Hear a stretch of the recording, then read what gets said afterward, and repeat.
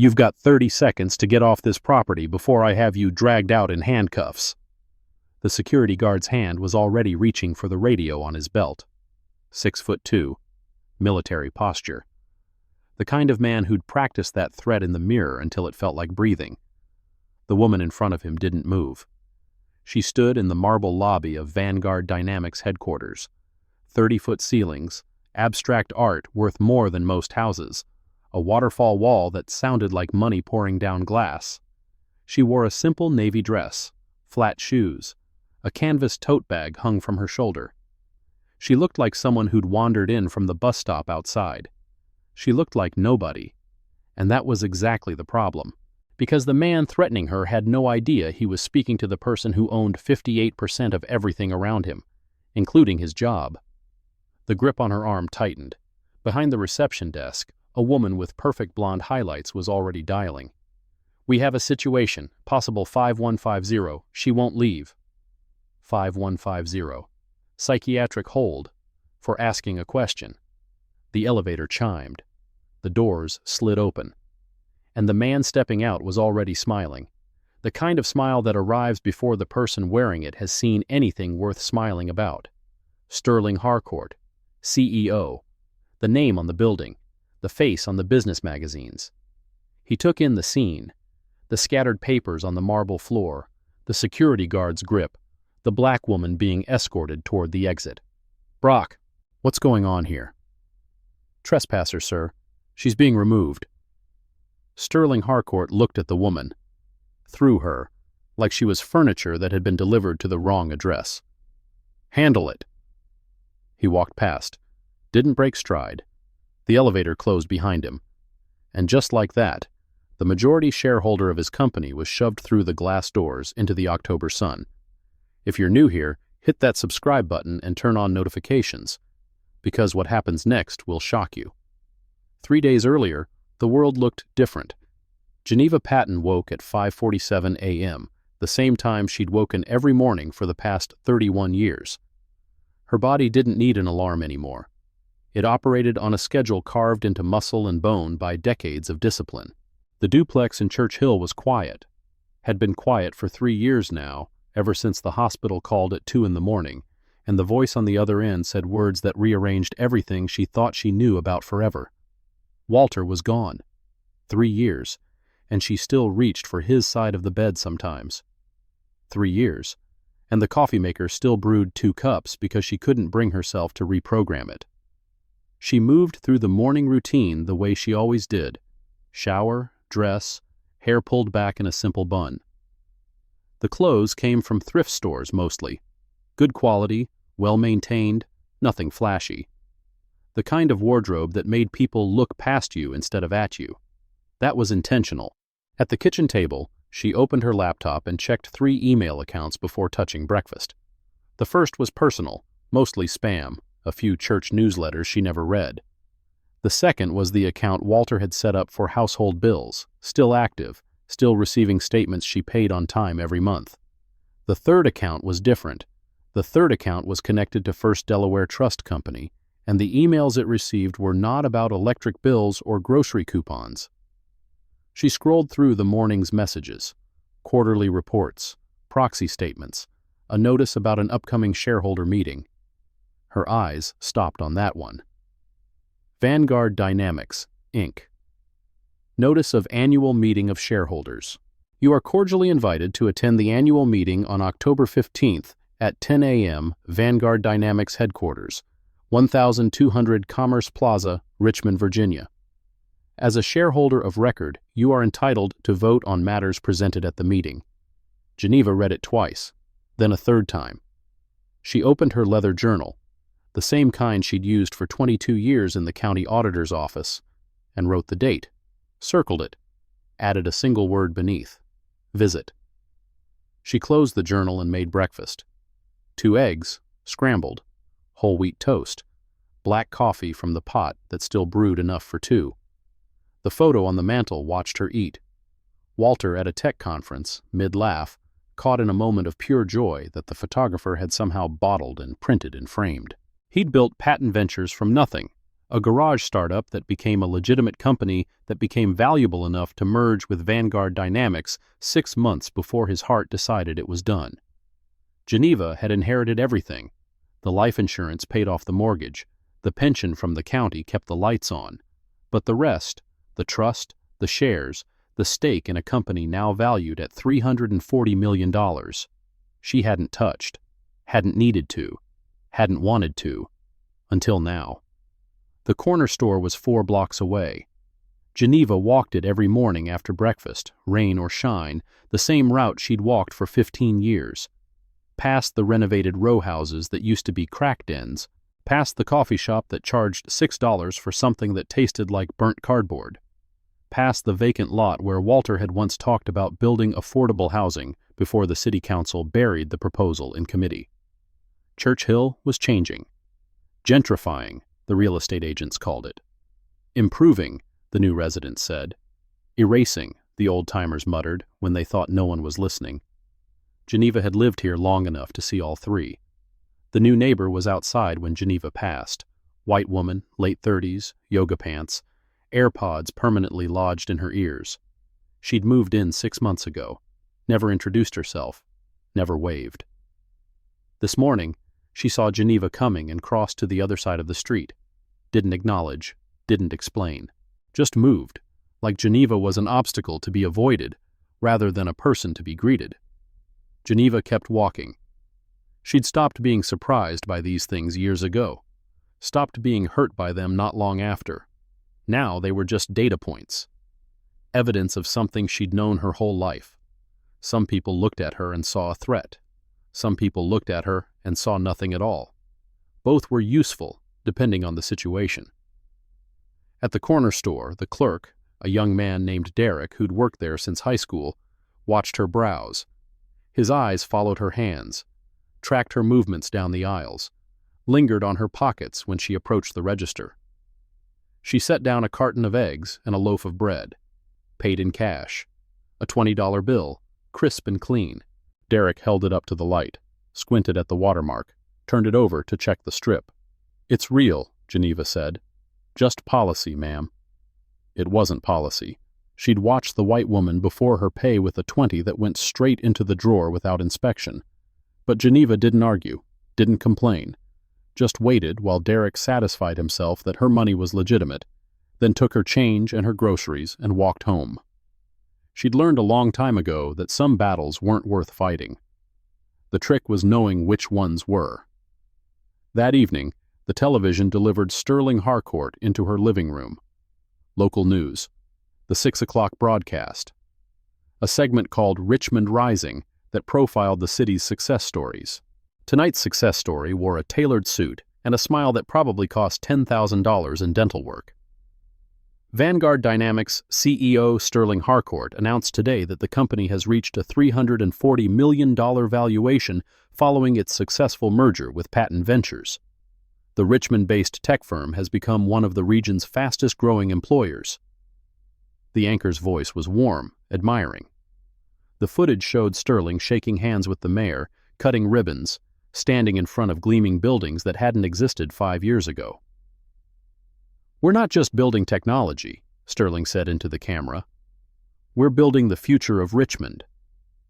Geneva watched without expression.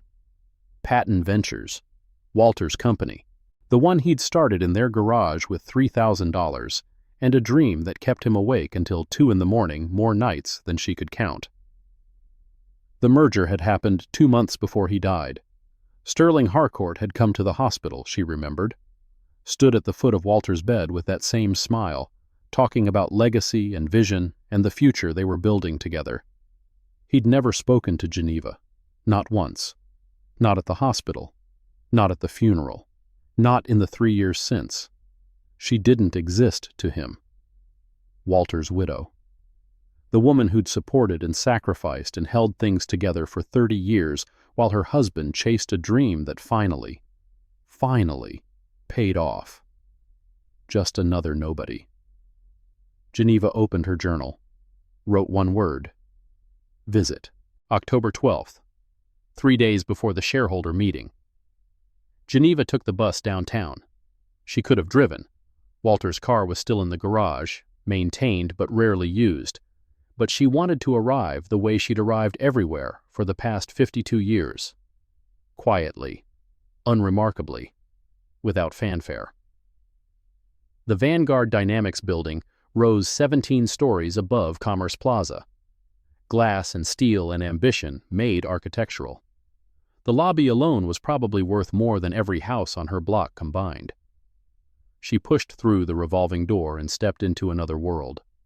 Marble floors polished to a mirror shine, a waterfall wall that cascaded down 3 stories of imported stone, abstract sculptures that probably had names and artists and price tags that would make her mortgage look like pocket change. And in the center of it all, a reception desk made of white oak and brushed aluminum, staffed by a woman who looked like she'd been hired specifically to make visitors feel inadequate. Meredith Kane. The nameplate said so. Blonde highlights, perfect makeup, a smile that didn't reach her eyes. Geneva approached. "Can I help you?" The tone was polite. The subtext wasn't. "What are you doing here? You don't belong." "I'd like to visit the Investor Relations office. I'm a shareholder." Meredith's smile flickered.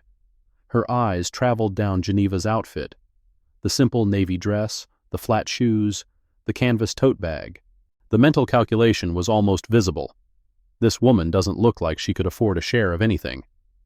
"Do you have an appointment?" "The annual meeting is in 3 days. I'd like to review some documents beforehand. Delaware Code Section 220 gives shareholders the right to inspect corporate records with proper notice." The citation landed differently than Meredith expected. Geneva could see it. The slight widening of the eyes, the fractional pause before the next words came out. "I'll need to see your shareholder documentation and photo ID." Geneva opened her tote bag, removed a folder. Inside was a single page, a brokerage statement, her name, an account number. The share quantity blacked out with marker. Meredith took the paper like it might be contaminated. "Ma'am, this is—" "I can't verify this. The quantity is redacted." "The quantity isn't relevant to my right of access. The ownership is." "Well, I can't let you into the building with documentation I can't verify. You understand?" Geneva understood perfectly. The documentation was fine. The problem was the person holding it. "May I speak with someone in Investor Relations directly? They can verify my status in their records." Meredith's smile hardened. Her hand moved under the desk. A button, probably. Silent alarm. The universal signal for, "We have a problem." "Ma'am, I'm going to have to ask you to wait in the lobby while I contact someone." Geneva waited. She was good at waiting. 22 years in the county auditor's office had taught her that patience was a weapon most people didn't know how to use. 3 minutes passed. Then 5. Then 7. The elevator chimed. A man stepped out. Big. Military posture, security badge on his chest. Brock Tillman, head of security. He didn't introduce himself, didn't ask questions, just walked straight toward Geneva with the confidence of someone who'd decided the outcome of this conversation before it started. "Ma'am, I'm going to need you to come with me. I'm waiting to speak with Investor Relations." "That's not going to happen."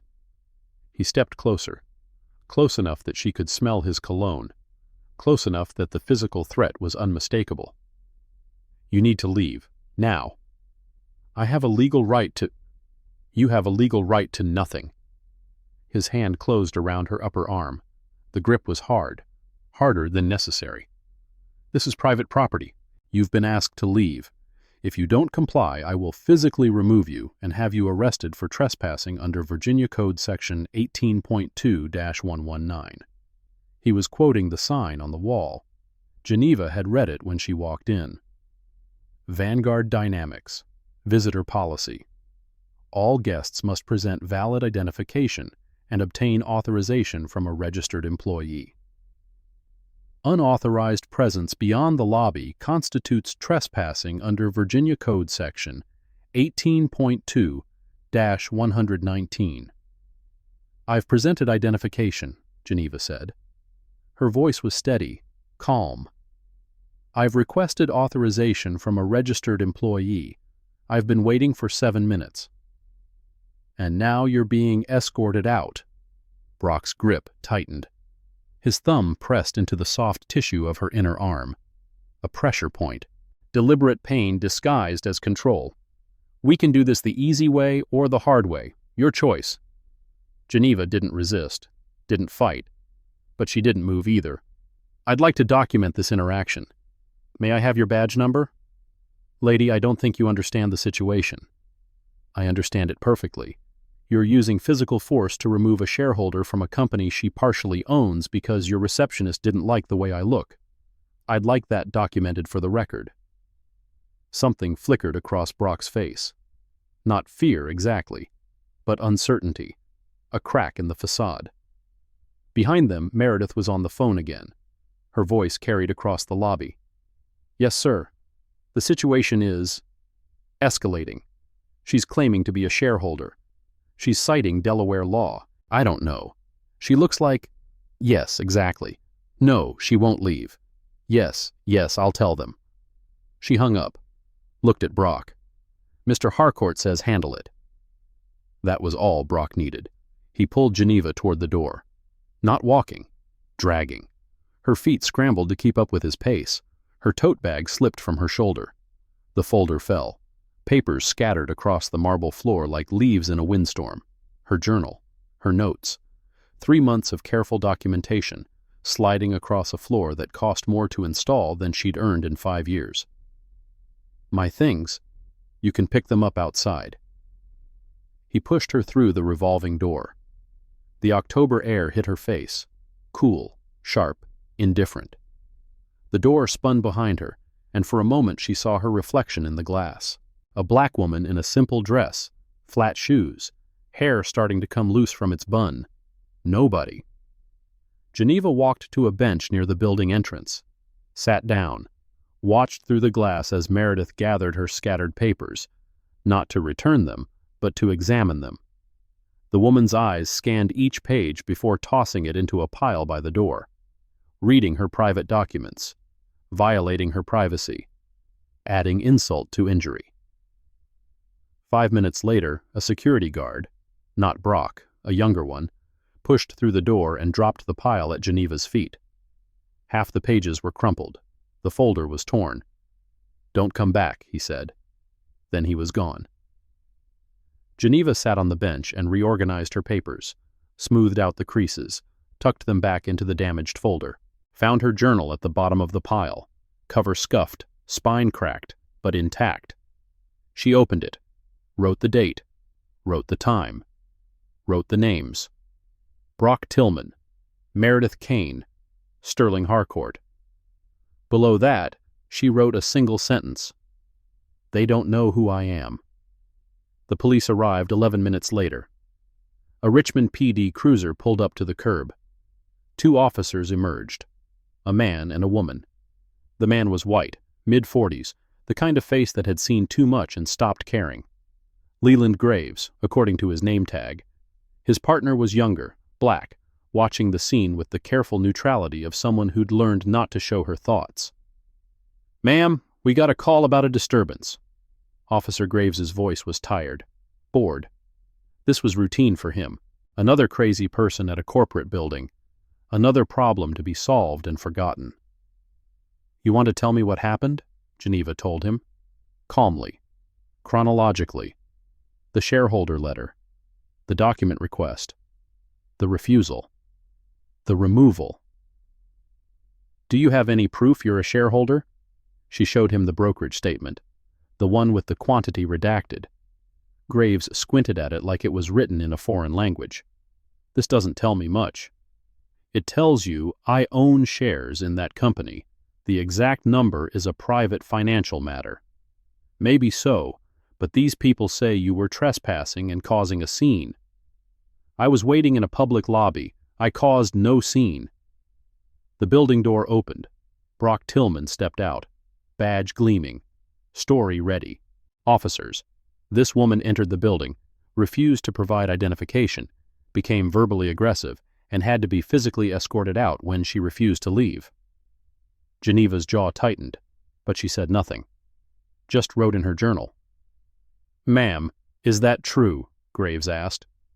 "Were you verbally aggressive?" "No. I asked to visit investor relations. I cited the Delaware statute governing shareholder inspection rights. I was told to wait. Then Mr. Tillman grabbed my arm and physically removed me without warning." "That's not what happened," Brock said. "She was aggressive, threatening. I had to use appropriate force to protect our employees." "What threats did I make?" Brock's eyes narrowed. "You know what you said." "I'm asking you to tell the officers what threats I made. Specifically." Silence. "She was hostile. Her body language was threatening." "My body language?" "While I was standing at a reception desk with my hands at my sides." Officer Graves looked between them. The building, the woman on the bench, the security guard in his crisp uniform. "All right." He pulled out a notepad, started writing. "We're going to file a report. Ma'am, I'd advise you not to return to this property without a verified appointment." "Am I being charged with anything?" "Not today. But if you come back here and cause another disturbance." "I haven't caused any disturbance." "Ma'am, I've been doing this job for 18 years. You can argue with me, or you can take the win and go home." Geneva looked at him, at Brock, smirking behind him, at the gleaming building where her husband's legacy was being stolen by people who'd never bothered to learn her name. "I'd like a copy of the report." "You can request one from the department." "And the officers' names and badge numbers, for my records." Graves's eyes hardened, but he rattled off the information. Geneva wrote it down. The cruiser pulled away. Brock stood in the doorway for another moment, watching her. "Have a nice day, ma'am." Then he went inside. The glass doors closed behind him. And Geneva was alone on the bench, holding a crumpled folder and a cracked journal, watching her reflection in windows that had just swallowed her dignity whole. Still with me? Like and subscribe. Because this is just the beginning. 3 days later, she was on the news. Her cousin Marlene sent the text at 7:42 a.m. "Girl, why are you on TV?" Geneva turned on the television. Local news, breaking segment. Her DMV photo filled half the screen. A Richmond woman was removed from Vanguard Dynamics headquarters last week after allegedly attempting to disrupt company operations. Sources say the woman, identified as Geneva Patton, 52, may have been impersonating a shareholder to gain access to confidential corporate areas. The anchor's voice was grave, concerned. The footage cut to a press conference. Celeste Whitmore stood at a podium, blonde, polished, the kind of woman whose sympathy always looked practiced. VP of Communications, according to the caption. "We take the safety of our employees very seriously." This individual made false claims about her status as a shareholder and became aggressive when asked to verify her identity. "We had no choice but to contact law enforcement. We're grateful that our security team was able to de-escalate the situation before anyone was hurt." De-escalate. Geneva stared at the screen, at the concerned faces of the news anchors, at the chyron beneath her photo. Woman removed from Tech HQ. Fraud suspected. Fraud. She'd come with a legitimate brokerage statement. She'd cited a real law. She'd asked to speak with an office that was legally required to speak with shareholders. And now she was a fraud suspect on the evening news. Her phone buzzed. Another text from Marlene. "This is crazy. Call me." Then another, from a number she didn't recognize. "Is this the woman from the news? I'm a reporter with the Times-Dispatch and I'd like to hear your side." Then another. "Saw you on TV. You should be ashamed of yourself." Then another. "People like you give us all a bad name." Geneva turned off the phone, sat in the silence of her duplex, looked at Walter's photo on the mantel. "They're trying to destroy me," she said to the empty room, "for walking into a building we built together." The photo didn't answer. It never did. But Geneva could almost hear Walter's voice anyway. The thing he used to say when the city council rejected their proposals, when the banks refused their loans, when the world seemed determined to prove that people like them didn't get to dream. Document everything. Trust the process. Make them choke on their own receipts. She opened her journal. Started writing. The next morning the corner store was different. Derek didn't just check her 20 this time. He held it up to the light, tested it with a marker pen, and called his manager to verify. "Is there a problem?" Geneva asked. "Just policy, ma'am." The same words. Different tone. Suspicious now. Hostile. "I've been shopping here for 15 years, Derek." "Yes, ma'am." No eye contact. No explanation. Just a wall of polite procedure that hadn't existed 4 days ago. She took her groceries and left. Outside, the yoga pants neighbor was talking to 2 other women on the sidewalk. They stopped when Geneva passed. Didn't speak. Just watched her walk by with expressions that said everything their mouths didn't. "We know who you are now. We saw you on the news. We know what kind of person you are." At church that Sunday, the pew beside her stayed empty. People who'd sat next to her for a decade suddenly found other seats. The pastor's handshake was brief, perfunctory. His eyes didn't meet hers. "Good to see you, Sister Patton." It wasn't good. They both knew it. Geneva sat through the service alone, sang the hymns alone, walked out alone. In the parking lot, a woman she'd known for 20 years stopped her. Claudette Washington, 72 years old, voice like gravel, heart like steel. "Geneva."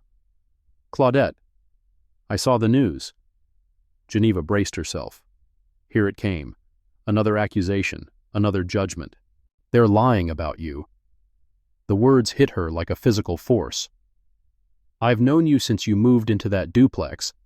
I watched you nurse Walter through 2 surgeries and a bypass. I watched you work 60-hour weeks and still bring food to the sick and shut in. You're no fraud." Geneva's eyes stung. The first time she'd felt tears in 3 years. "Thank you, Claudette." "Don't thank me. Fight them."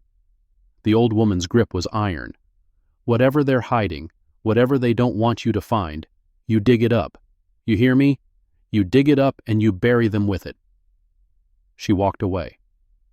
Left Geneva standing in the parking lot, surrounded by people who'd decided she was guilty without asking a single question. But at least one person believed her. It was enough to keep going. November 3rd, 3 weeks after the lobby. The knock came at 7:15 a.m. Geneva opened the door to find a young man in a cheap suit. Process server. She knew the look. "Geneva Patton?" "Yes." "You've been served." He handed her an envelope and was gone before she could respond. She opened it at the kitchen table, read the first page. Vanguard Dynamics, Inc., Plaintiff, versus Geneva Marie Patton, Defendant. Complaint for defamation and tortious interference.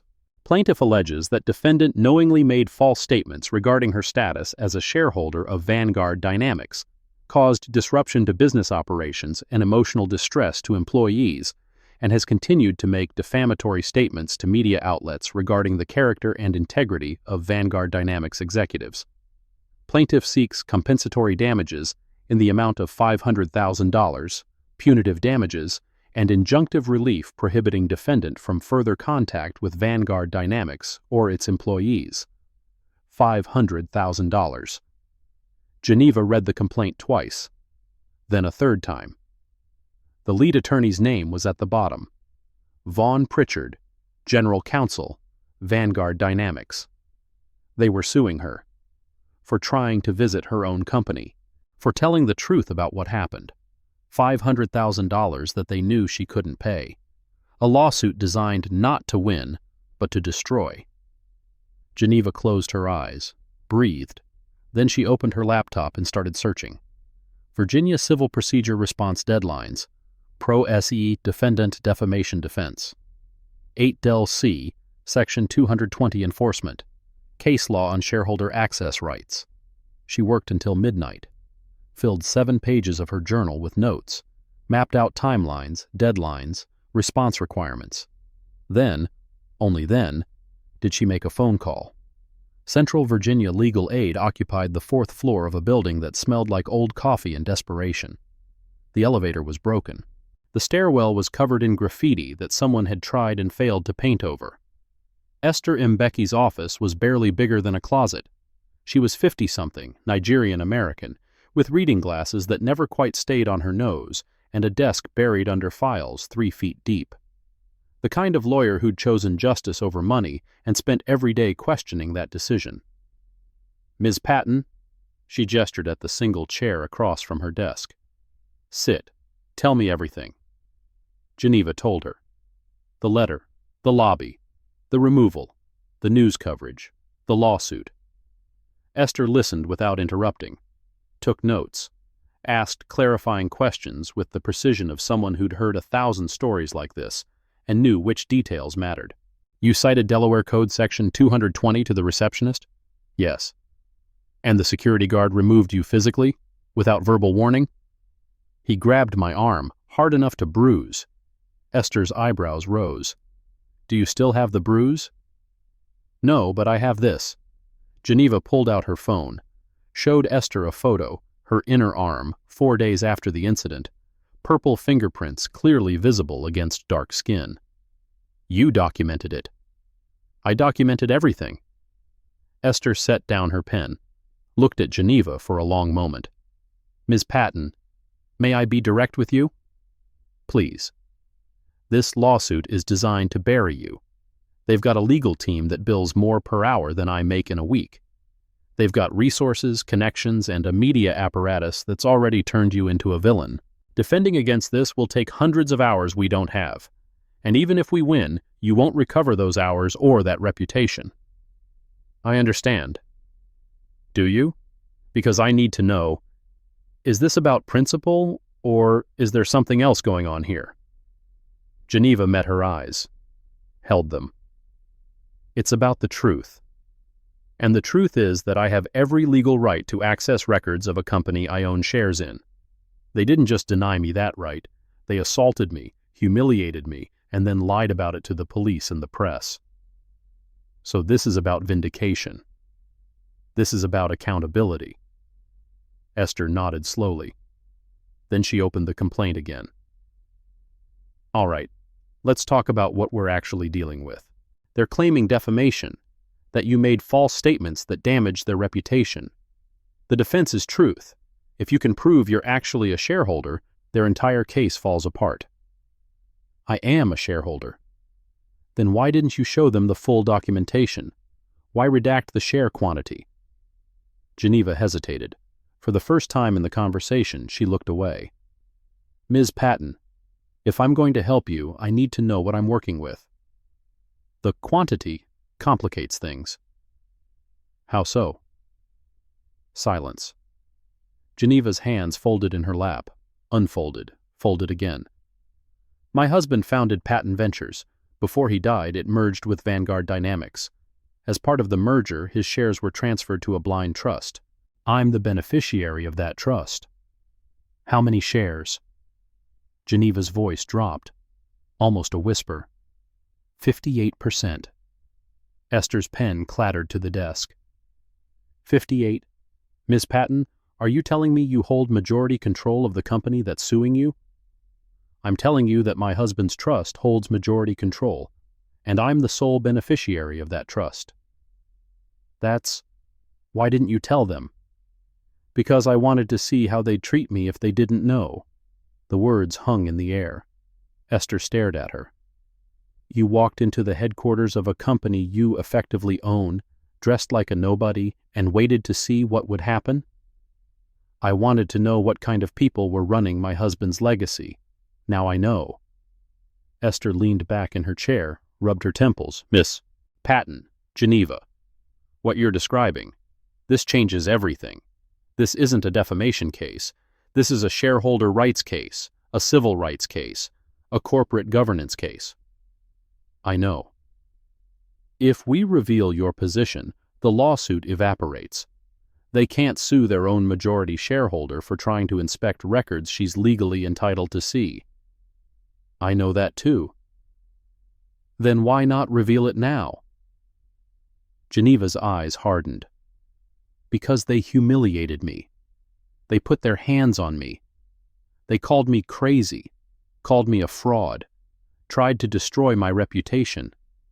And they did all of that because they looked at me and saw nobody worth respecting." She paused.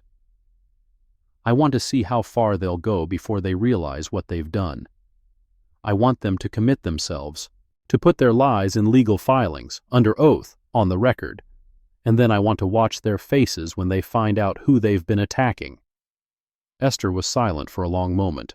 Then she smiled, slowly, the kind of smile that comes from recognizing a kindred spirit. "Ms. Patton, I think we're going to work very well together." The next 3 months were warfare, discovery, the legal equivalent of trench combat. Both sides demanding documents, depositions, answers to interrogatories. A slow, grinding battle fought in filing cabinets and conference rooms. Vaughn Pritchard was relentless. Every week brought new demands, new motions, new attempts to bury Geneva in paperwork. Request for production number 14. Any and all documents, communications, recordings, or other materials relating to defendants' alleged ownership of Vanguard Dynamics shares, including but not limited to brokerage statements, tax returns, correspondence with financial institutions, bank statements, and any documents relating to the acquisition or transfer of said shares. Request for production number 27. Any and all records of defendants' mental health treatment, psychiatric evaluations, or psychological assessments for the past 10 years. Request for production number 38. Any and all communications between defendant and any member of the media regarding Vanguard Dynamics, its officers, directors, employees, or shareholders. Esther filed objections. Motions to quash. Protective orders. The judge granted some, denied others. The dance continued. "They're trying to exhaust us," Esther said during one of their late-night strategy sessions. "Outspend us, outlast us." Then we work smarter. Geneva spread her own files across Esther's desk. Timelines, charts, cross-references. "Look at this. Their discovery responses have inconsistencies. Page 42 references an incident report filed on October 12th at 11:15 a.m., but the 911 call log shows the police were dispatched at 11:03. That's a 12-minute gap." Esther looked at the documents, then at Geneva. "You were a county auditor for 22 years. "Yes." "You audited what? Budgets? Expense reports?" "Budgets, payrolls, contract compliance, fraud investigations." Geneva paused. "I caught a county commissioner embezzling $300,000 in 2014. Found it in a 12-cent discrepancy that everyone else had written off as a rounding error." Esther laughed. A real laugh, the first one Geneva had heard from her in weeks. "Ms. Patton, I don't think they have any idea who they picked a fight with." December brought depositions, cold conference rooms, hours of questions. Brock Tillman went first. Vaughn Pritchard sat beside him, whispering instructions, raising objections. "Mr. Tillman, please describe your interaction with Mrs. Patton on October 12th. "She entered the building without authorization, refused to provide identification, became verbally aggressive when asked to leave. I escorted her out using appropriate force." "What specifically did she say that you considered aggressive?" "She was hostile, threatening." "Did she threaten you with violence?" "It was her manner, her body language." "Can you describe that body language specifically?" Brock's jaw tightened. She was standing too close, invading personal space. The surveillance footage shows her standing approximately 8 feet from the reception desk. Is that consistent with your memory? Silence. "Mr. Tillman?" "I don't recall the exact distance." "But you testified that she was invading personal space from 8 feet away?" Vaughn leaned in. "Objection. Asked and answered." I'll rephrase. "Mr. Tillman, have you reviewed the surveillance footage from October 12th? Another pause. Brock glanced at Vaughn. "No." "You haven't reviewed the footage of an incident that led to a lawsuit and media coverage?" "It wasn't my job to review it." "Whose job was it?" "I don't know." Geneva sat at the end of the table taking notes, writing everything down. When Brock's eyes met hers, she didn't look away, just kept writing. The deposition lasted 6 hours. By the end, Brock's story had more holes than a fishing net. But it didn't matter yet. The holes wouldn't become canyons until she was ready to push. February brought the threat. Geneva was walking home from the legal aid office.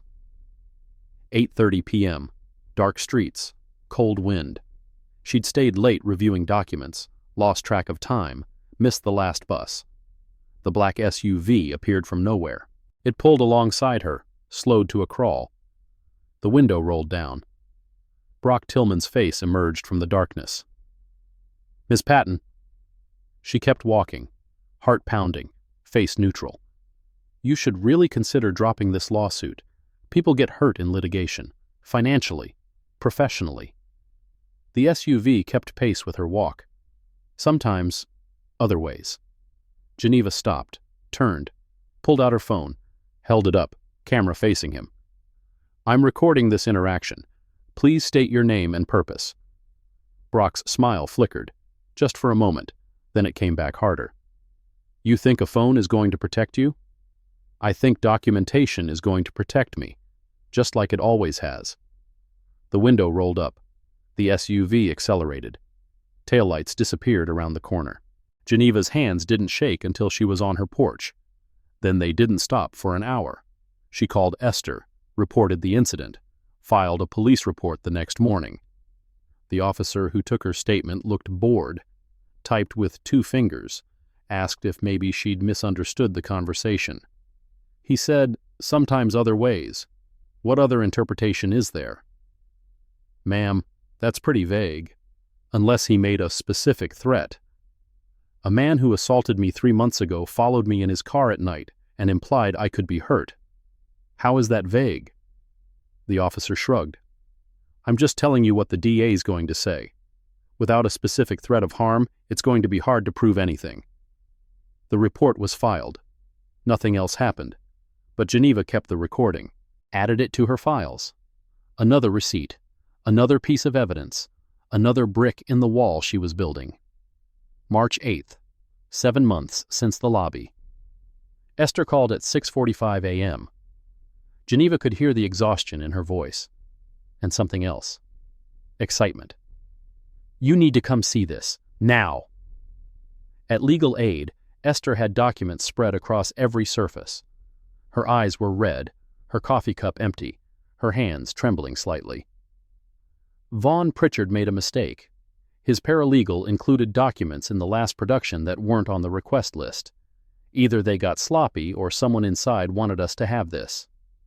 She handed Geneva a stack of papers. Looked like a corporate filing. Dense text. Legal jargon.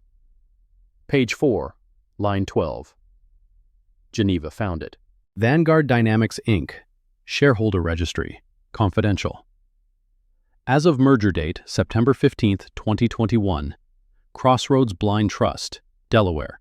58.3% common shares. Trustee, First Delaware Trust Company. Beneficiary, redacted. She stared at the page. Crossroads Blind Trust. The name Walter had chosen. After the Robert Johnson song he used to play on Sunday mornings. Geneva. Esther's voice was careful. This trust owns 58% of the company, majority control. The beneficiary is redacted, but the trust is clearly identified. Yes. If we can prove you're the beneficiary of this trust, we can. Then they've been suing their own majority shareholder for 7 months. They've filed false statements with the court. They've conducted a media campaign against a person who could fire every single one of them tomorrow. Geneva set down the document. Then I suppose we should let them keep going a little longer. Esther blinked. What? The deposition is in 2 weeks. Vaughn Pritchard is going to question me under oath. He's going to ask about my shareholdings. He's going to try to prove I'm a fraud. And you want to let him? I want him to commit, fully, on the record, under oath. Geneva's voice was steel. And then I want to show him exactly who he's been attacking. Esther was quiet for a long moment. You're not just building a case. You're building a trap. I'm building accountability. There's a difference. Is there? Geneva didn't answer. She was already thinking about the deposition, about the moment when everything would change. 14 days. That's all she needed. 14 days, and then they'd all see. The second piece of evidence arrived a week later. A freelance journalist named Omar Haynes had been investigating Vanguard's security practices. He'd cultivated a source inside the company, someone in IT who didn't like what they'd seen. The source had found footage. Bodycam footage from the day you were removed, Omar explained over the phone. Every security officer wears one, company policy. The official incident report says you lunged at the security officer. The footage shows something very different. He read from his notes. Footage timestamp 10:47:23 a.m. October 12th. Camera Tillman B. Badge number 4471. Subject, later identified as G. Patton is standing at reception desk. Hands visible at sides. No aggressive gestures. At 10:48 and 1, subject states, I'd like to review documents under Section 220. At 10:48 and 15, Tillman approaches, grips subject's left arm without verbal warning. Subject does not resist. At 10:48:31, Tillman applies arm lock and moves subject toward exit. Subject's bag falls, papers scatter. Subject makes no aggressive movements throughout encounter. That contradicts his sworn deposition testimony, Geneva said. It contradicts everything they've said publicly. Omar paused. Ms. Patton, there's something else. The 911 call. I got a copy through FOIA. He played it. The audio was tinny, compressed, but clear enough. 911, what's your emergency? Yes, we have a woman in our lobby who's acting erratic. She's refusing to leave and we're concerned she may be mentally unstable. Possibly a 5150 situation. Is she threatening anyone? Not yet, but she's very agitated. We need someone here now. The timestamp was 10:46:02 a.m. 14 minutes before the bodycam footage showed Geneva standing calmly at a desk. Meredith Kane had called 911 and lied, had described Geneva as erratic and agitated when the footage showed nothing of the kind. That's false reporting, Geneva said. Under Virginia Code Section 18.2-460. Yes, it is. Omar's voice was grim. And I'm running the story tonight, with or without your cooperation. Run it. You sure? Once this goes public, I'm sure. The story broke at 11 p.m. Local news investigation. Vanguard security footage contradicts official account of October incident. Bodycam evidence shows shareholder removed without warning. 911 call reveals false claims of aggressive behavior.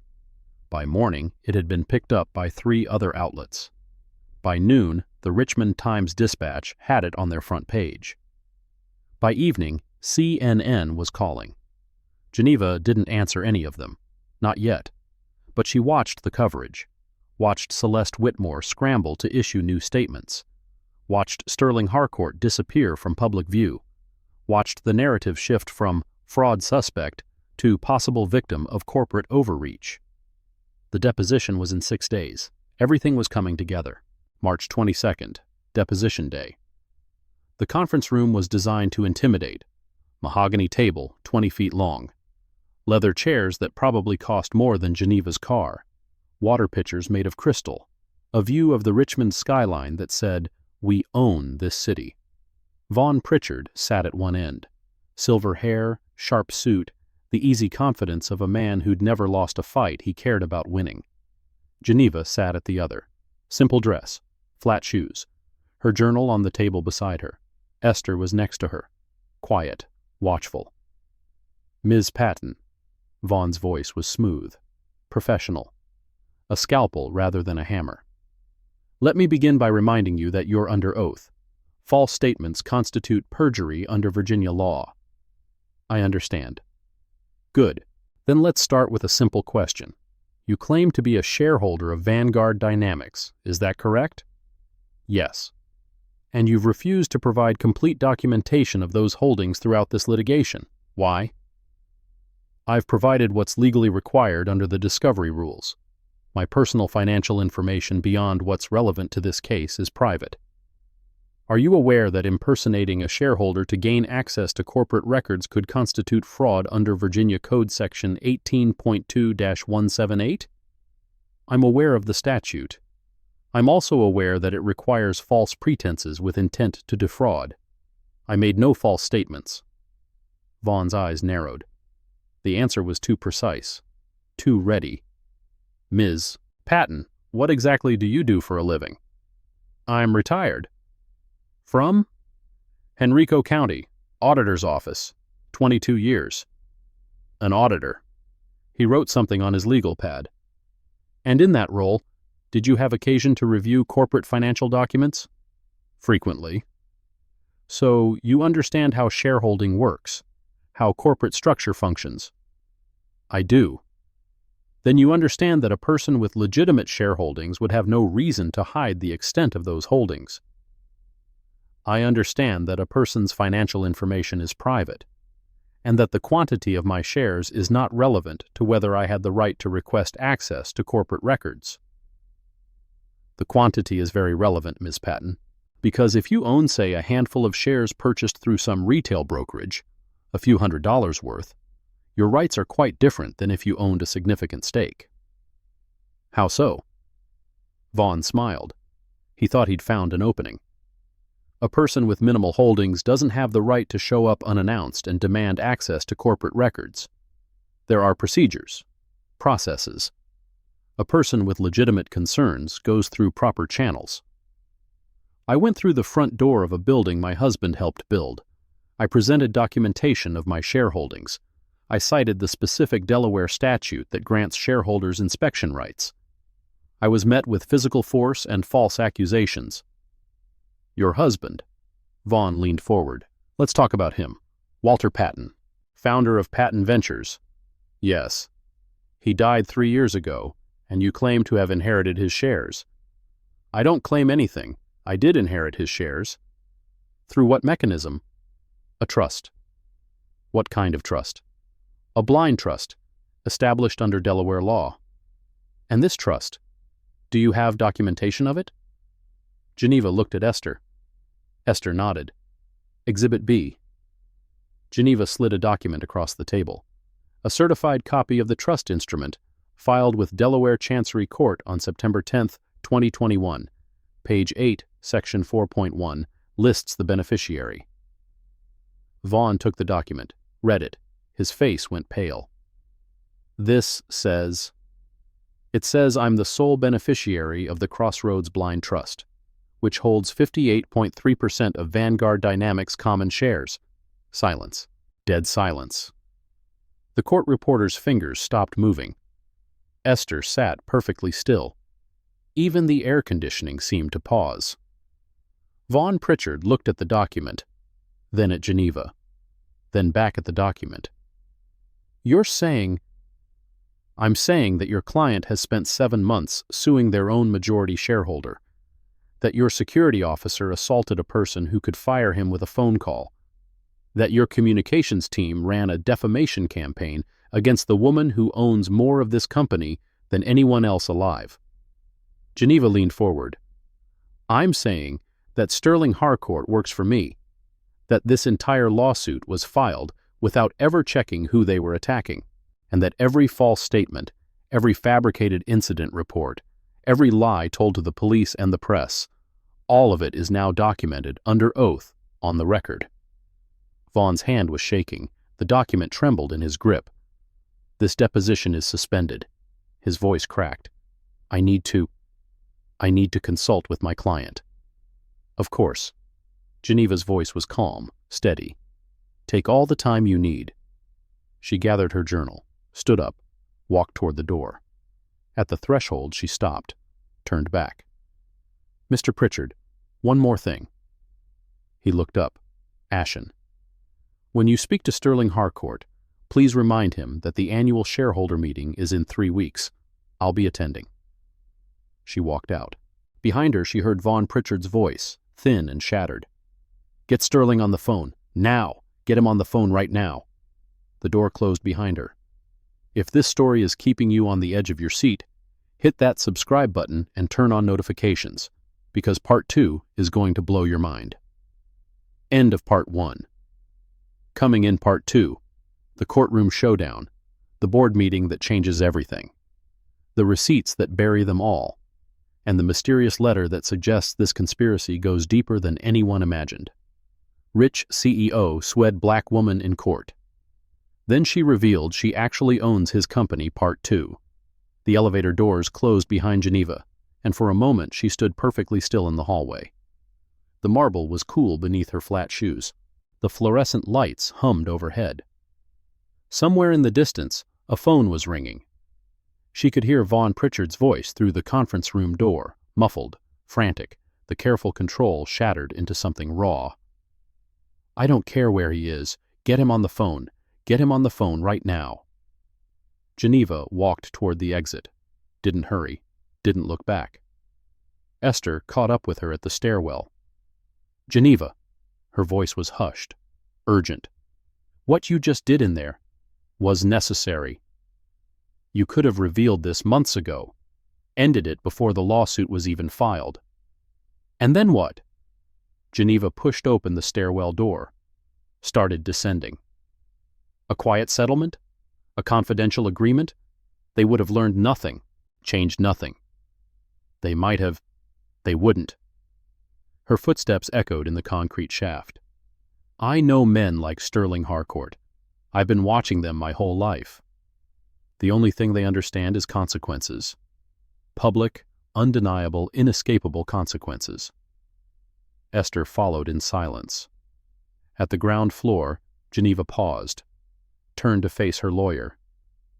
Esther, what happens next is going to move fast. The board will panic. Vaughn will try to negotiate. Sterling will try to spin this. She reached into her tote bag, pulled out a thick folder. Everything they need to know is in here. The trust documents, the shareholder registry, the timeline of every lie they've told. Make sure it gets to the right people. What people? The board members who didn't know, the ones who might still have consciences. Esther took the folder, hefted its weight. And what are you going to do? Geneva smiled. It was a small thing, barely visible, but it transformed her face. I'm going to go home and make dinner, and then I'm going to wait for my phone to ring. The phone rang at 9:47 p.m. Geneva was washing dishes. The television was on in the other room. Background noise, nothing more. She dried her hands on a towel and picked up the receiver. Ms. Patton? The voice was male, nervous, trying hard not to sound nervous. This is Darnell Foster. I'm on the board of directors at Vanguard Dynamics. I know who you are, Mr. Foster. A pause. The sound of someone swallowing. I'm calling because there have been some developments. The board has been made aware of certain documents that were introduced during today's deposition. Yes. Ms. Patton, I want to be clear. I had no knowledge of the situation. None of us on the board knew who you were. If you had known I was the majority shareholder, you would have treated me differently. Well, yes. And because you didn't know, because I looked like nobody worth respecting, your security officer put his hands on me. Your communications team called me a fraud on television. Your legal counsel filed a lawsuit that accused me of crimes I didn't commit. Silence. Mr. Foster, let me ask you something. How many black women have walked into that lobby over the past 3 years? I don't know. Neither do I.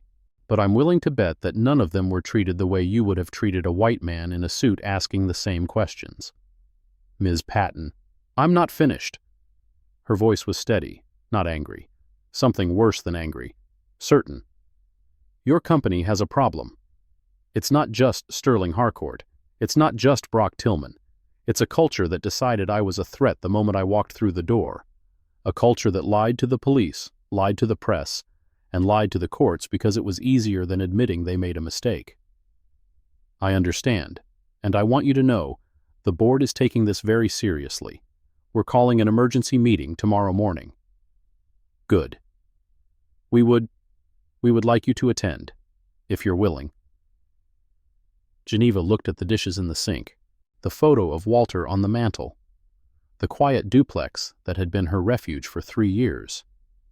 What time? 9 a.m., the main boardroom, 23rd floor. I'll be there. She hung up. In the other room, the television was showing the local news. A breaking story. Her face on the screen again, but different this time. The chyron read, Shareholder dispute. New questions about Vanguard Dynamics leadership. The narrative was shifting. Geneva turned off the television and went to bed. If you're still watching, hit that like button and subscribe, because what happens in that boardroom is going to change everything. The Vanguard Dynamics boardroom occupied a corner of the 23rd floor, floor-to-ceiling windows on 2 sides, a table that could seat 20, art on the walls that was chosen by consultants to project innovation and forward thinking, and other words that meant nothing. Geneva arrived at 8:55 a.m. She wore the same navy dress, the same flat shoes, the same canvas tote bag. She'd considered wearing something different, something that signaled power, authority, the kind of wealth that the documents said she possessed, but that would have been a concession, an acknowledgement that she needed to change to be taken seriously. She didn't.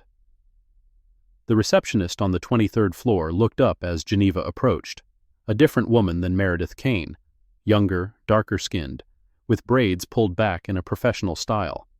Her eyes widened slightly when she saw Geneva's face. Miss Patton, the board is expecting you. Right this way. No questions, no challenges, no security called. Amazing what a difference a day made. The boardroom doors opened. 7 people sat around the table. 6 men, 1 woman.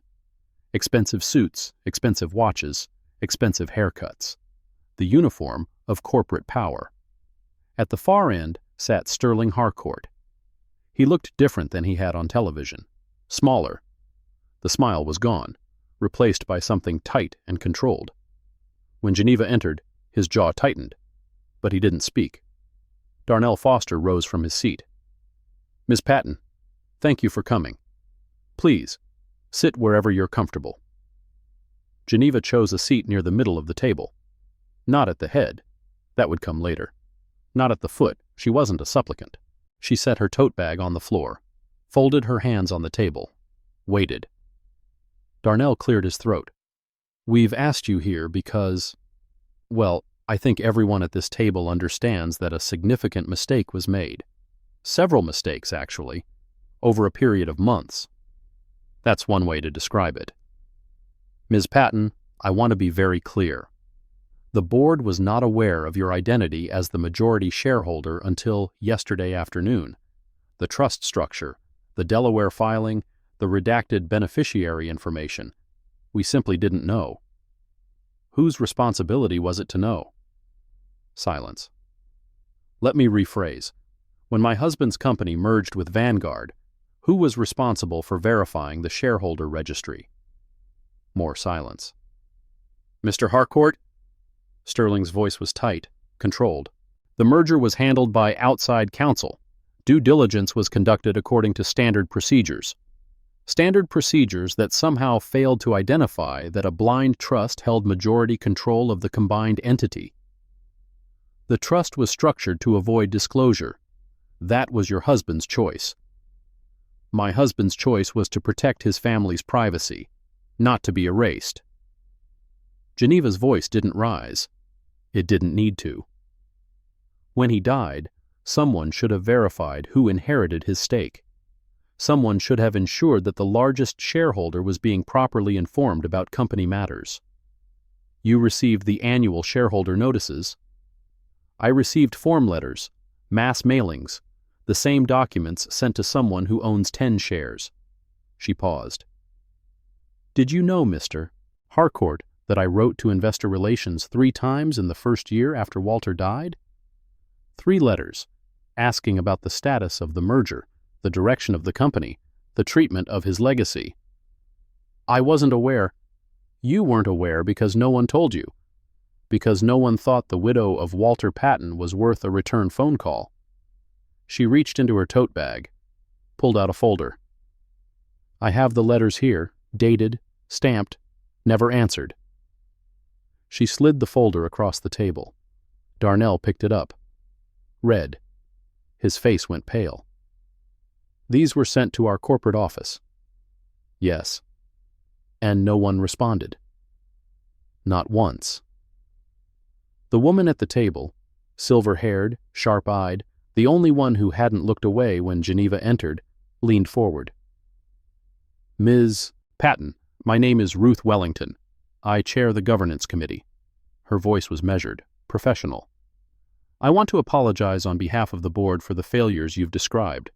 They're inexcusable. Thank you. But I also need to ask, what do you want? You've revealed your position. You have majority control. You could replace everyone at this table with a phone call. Why are you here? Geneva looked around the room. At the expensive suits and the uncomfortable faces. At Sterling Harcourt, who was gripping the arms of his chair like a man on a sinking ship. I'm here because my husband spent 30 years building something, because he believed in this company, in what it could become, what it could do, and because I want to know if the people running it are worthy of that belief. And your conclusion? My conclusion is that I don't know yet. She stood up, walked to the window. The Richmond skyline spread out below, churches and office towers, and the James River glittering in the morning sun. Mr. Harcourt walked past me in that lobby. He saw a black woman being dragged toward the door by security, and he said, "Handle it." He didn't ask what was happening. He didn't ask who I was. He just dismissed me. She turned back to face the room. That's not illegal. It's not grounds for termination. But it tells me something about the kind of leader he is, about the kind of culture he's built here. Sterling stood up abruptly. His chair scraped against the floor. I've heard enough of this. You want to play the victim? Fine. But let's be clear about what's actually happening here. You walked into my lobby without an appointment, refused to provide documentation, and got removed by security doing their jobs. Everything that happened after, the media coverage, the lawsuit, was a response to your continued harassment of this company. Harassment. You've been feeding information to journalists. You've been trying to destroy us from the outside. And now you're sitting here pretending to be some kind of wronged innocent when the reality is... The reality, Mr. Harcourt, is that your security officer lied in his incident report. Your receptionist made a false statement to 911. Your communications team ran a defamation campaign against a person they never bothered to verify. And your legal counsel filed a lawsuit alleging fraud when the actual fraud was coming from your own employees. You have no proof. I have bodycam footage. Geneva reached into her tote bag again, pulled out a flash drive, set it on the table. I have the 911 recording. I have the incident report with the false statements highlighted. I have Brock Tillman's deposition testimony contradicting all of it. And I have his visit to my home on February 14th, where he followed me in his car and implied I could be hurt if I didn't drop the lawsuit. The room went still. You didn't know about that, did you? None of you did, because your head of security threatened a woman in the dark and didn't think it was worth mentioning. Ruth Wellington's voice was sharp. Mr. Harcourt, did you know about this? Sterling's face was red. She's lying. Brock wouldn't... I have the recording. Geneva pulled out her phone, pressed play. Brock Tillman's voice filled the boardroom, tinny but unmistakable. You should really consider dropping this lawsuit. People get hurt in litigation, financially, professionally, sometimes other ways. She stopped the recording. The silence that followed was absolute. That's witness intimidation, Ruth said slowly. under Virginia Code Section 18.2-460. Yes, it is. And you reported this to the police? I did. They declined to pursue charges. Insufficient evidence, they said. The threat wasn't specific enough. But you have the recording, which they deemed inadmissible because Virginia is a one-party consent state, and they questioned whether I had properly informed Mr. Tillman he was being recorded. That's... Ruth stopped, shook her head. That's not how one-party consent works. I know, but the Richmond PD didn't seem interested in the details. Geneva sat back down, folded her hands on the table. So, here's where we are. I own 58% of this company. Your CEO authorized my assault. Your head of security committed perjury and witness intimidation. Your communications VP ran a defamation campaign. Your general counsel filed a lawsuit based on false statements. And the police department you have such a good relationship with declined to investigate any of it. She looked around the table. The question is, what are you going to do about it? The board voted that afternoon. Sterling Harcourt was placed on administrative leave, pending an independent investigation. The vote was 6-1. Sterling himself casting the only dissent before being informed that, as the subject of the investigation, he would need to recuse himself from further proceedings. The motion carried 7-0. Brock Tillman was terminated immediately. His access badge was deactivated before he could return to his office. Security, the people who'd worked under him, escorted him from the building with the same efficiency he'd once used on Geneva. Meredith Kane was placed on administrative leave, pending review of her 911 call. Her replacement at the reception desk was a temporary worker who had no idea why everyone kept staring at the lobby entrance. Celeste Whitmore, the communications VP, was also placed on leave. The defamation campaign she'd orchestrated was now evidence in a potential counterclaim. Vaughn Pritchard submitted his resignation by email that evening. The board accepted it without comment. Geneva didn't attend any of these proceedings. She went home, made dinner, watched the news. The story was everywhere now. Shocking revelations in the Vanguard Dynamics case. Documents obtained by this station show that the woman sued by the tech company was actually its majority shareholder. Board members are now scrambling to contain the fallout.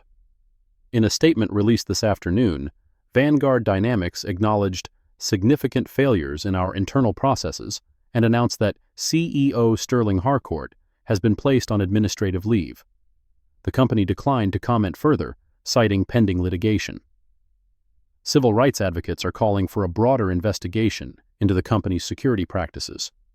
At least 3 former visitors have come forward with similar stories of aggressive treatment by Vanguard security personnel. Geneva turned off the television, opened her journal, wrote the date, the time, the outcomes. Then she wrote a single question.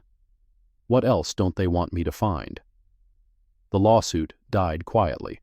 On March 28th, 6 days after the deposition, Vanguard Dynamics filed a motion to dismiss its own complaint with prejudice. Legal speak for, we're dropping this and we can never bring it again. Esther filed Geneva's counterclaims the same day. False arrest under 42 U.S.C. Section 1983. Defamation, intentional infliction of emotional distress, assault and battery, conspiracy to deprive civil rights. The defendants named Vanguard Dynamics, Inc., Sterling Harcourt, individually and in his capacity as CEO, Brock Tillman individually, Meredith Kane individually, Celeste Whitmore individually. Damages sought, unspecified, to be determined at trial. We're not asking for a number, Esther explained.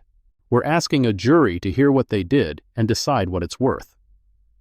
The response from Vanguard's new counsel, a white shoe firm from Washington, brought in to handle the crisis, came within 48 hours. They wanted to settle. Settlement negotiations lasted 4 months, May through August.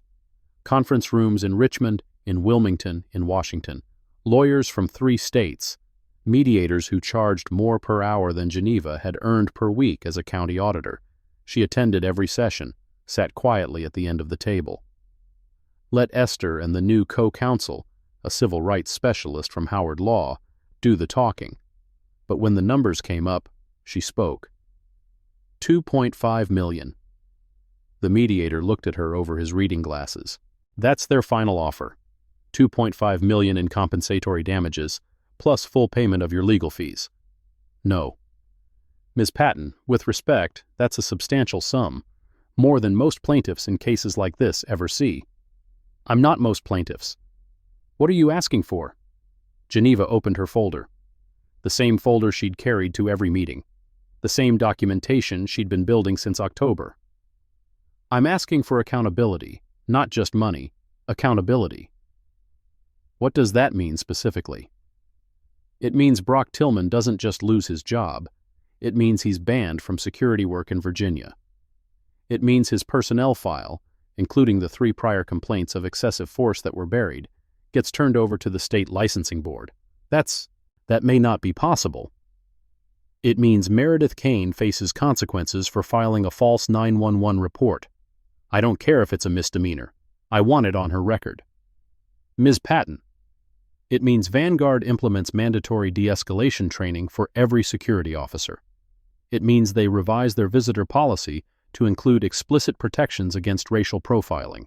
It means an independent monitor reviews their practices annually for the next 5 years. She set down the folder. And it means Sterling Harcourt doesn't get to resign quietly and collect a severance package. It means he's terminated for cause. It means his golden parachute gets converted into a payment to the employees and community members his leadership hurt. The mediator was silent. Ms. Patton, some of what you're asking for, the company can agree to policy changes, training, even the monitor, but the personnel decisions are within the control of the majority shareholder. Geneva's voice was ice. Which is me. You're asking them to give you control over their own internal discipline. I'm asking them to take responsibility for what they did. If they won't do it voluntarily, I'll do it for them. The mediator excused himself, went to confer with Vanguard's counsel. Esther leaned over. Geneva, you know you can't actually fire Sterling yourself. The board has to. The board will do what the majority shareholder recommends, especially when the majority shareholder has evidence that could destroy what's left of this company's reputation. That's leverage. That's reality. The mediator returned. His face was carefully neutral. They've agreed to most of your terms: training, policy revision, independent monitor. Brock Tillman's file will be referred to the licensing board. Meredith Kane will be terminated with a notation in her file. And Sterling? A pause. They're offering a modified severance, 50% of what his contract specifies, no non-disparagement clause, and a public statement acknowledging his role in the failures that led to this litigation. Geneva considered. The statement. Who writes it? It would be negotiated. I want approval rights. Final say on the language. The mediator's eyebrows rose. That's unusual. This whole situation is unusual. Another conference. Another huddle of expensive suits in an adjacent room. When the mediator returned, he was almost smiling. They've agreed. The settlement was signed on August 15th. Term sheet, confidential. Parties: Geneva Patton, Crossroads. Blind Trust versus Vanguard Dynamics, Incorporated, et al. Monetary terms: $1.2 million to Ms. Patton, compensatory damages. Full payment of plaintiff's legal fees and costs. Personnel actions: Brock Tillman terminated. Personnel file referred to Virginia Department of Criminal Justice Services for licensing review. Meredith Kane terminated. 911 recording referred to Commonwealth's attorney for evaluation. Celeste Whitmore terminated. Severance contingent on cooperation with defamation. Counterclaim resolution. Sterling Harcourt employment terminated for cause. Severance reduced by 50%. No non-disparagement protection. Public statement to be issued acknowledging leadership failures. Policy reforms. Mandatory de-escalation training for all security personnel within 90 days. Revision of visitor access policy to include explicit anti-discrimination provisions. Annual independent audit of security practices for 5 years. Confidentiality. Settlement amount confidential. Underlying facts remain public record. Geneva signed her name at the bottom of the document. It wasn't everything she wanted. Brock would likely find work somewhere else, at a company that didn't check references too carefully. Meredith probably wouldn't be prosecuted. The Commonwealth's attorney had already signaled that false 911 calls were a low priority. Celeste would land on her feet. People like her always did. And Sterling Harcourt would walk away with millions, even at 50%. His reputation was damaged, but reputations recovered. In 5 years, 10 years, he'd be running another company, telling a different story about why he left Vanguard. That was the reality of accountability in America. Partial victories, incomplete justice, the powerful falling upward while the people they hurt scraped for whatever they could get. But Geneva had gotten more than most, and she wasn't finished yet. Ciao. Still watching? Drop a comment below and tell me what you think. And don't forget to subscribe for Part 3. September 4th, 14 months after the lobby, the Department of Justice announced a preliminary inquiry. U.S. Department of Justice, press release. The Securities and Exchange Commission, in coordination with the Department of Justice, has opened a preliminary inquiry into Vanguard Dynamics' shareholder disclosure practices following the merger with Patton Ventures. The inquiry will examine whether material information regarding beneficial ownership was properly disclosed to investors under 17 CFR. Paragraph Cax Sada Nellikumend Punkt Uxcolm D. Additionally, the inquiry will review allegations that company executives may have made false statements to law enforcement and conducted a coordinated campaign to defame a major shareholder. No charges have been filed at this time. This is a preliminary inquiry only. Geneva read the press release on her laptop, then read it again. Preliminary inquiry. The careful language of an institution that moved slowly, protected itself constantly, and rarely delivered the kind of justice that ordinary people imagined when they heard the words federal investigation. But it was something, a marker, a signal that someone, somewhere, was paying attention. Her phone rang. Esther. Did you see it? I saw it. DOJ doesn't open inquiries for nothing. Someone's been talking to them. Omar Haynes has been doing follow-up pieces. He's been looking into the merger finances. That's not enough to get DOJ interested. Esther paused. Geneva, is there something else going on? Something you haven't told me? Geneva looked at the folder on her desk, the one she hadn't shown anyone yet, the one with the documents that had arrived in a plain manila envelope 3 weeks ago. No return address, no explanation. I'll let you know when I know more. The anonymous documents had arrived on a Tuesday. No postmark, no fingerprints as far as Geneva could tell. Just a manila envelope in her mailbox, thick with paper, sealed with clear tape. Inside, photocopies of internal Vanguard communications, emails between Sterling and the board, financial projections from the merger, and one document that stood out from all the others. A contract, dated 18 months before the merger. Between Vanguard Dynamics and a company called Temasek Holdings, a Singaporean investment firm. The contract was heavily redacted, whole paragraphs blacked out, but certain phrases were visible. Exclusive licensing rights to Patton Ventures' intellectual property. Consideration of $47.5 million, payable in 3 installments.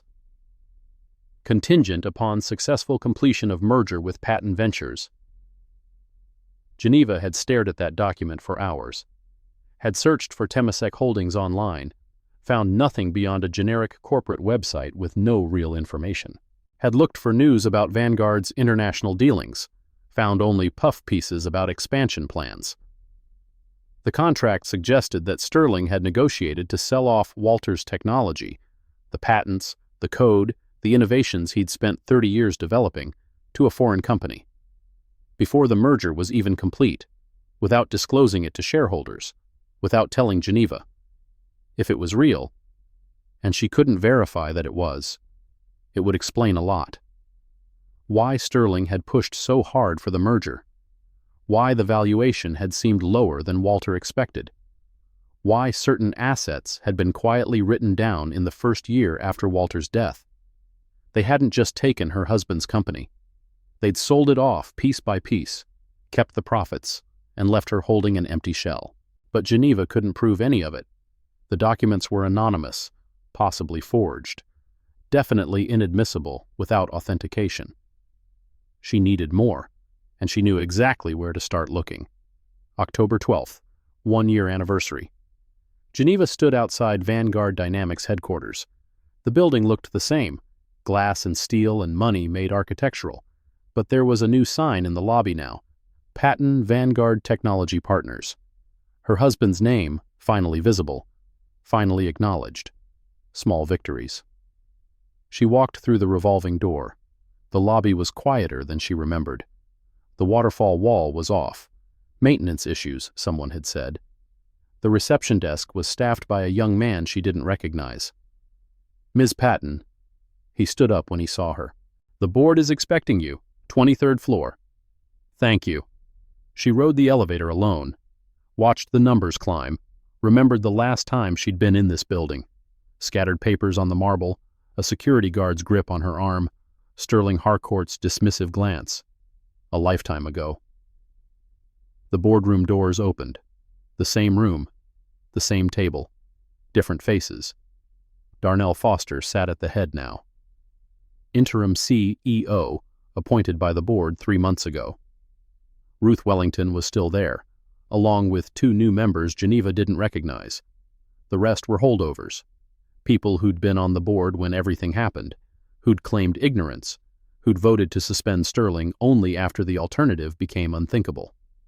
Geneva's seat was at the opposite end of the table, a formal designation now, not just a choice, shareholder representative. She'd declined the CEO position when they'd offered it, declined the chairman role too. But she'd accepted a permanent board seat.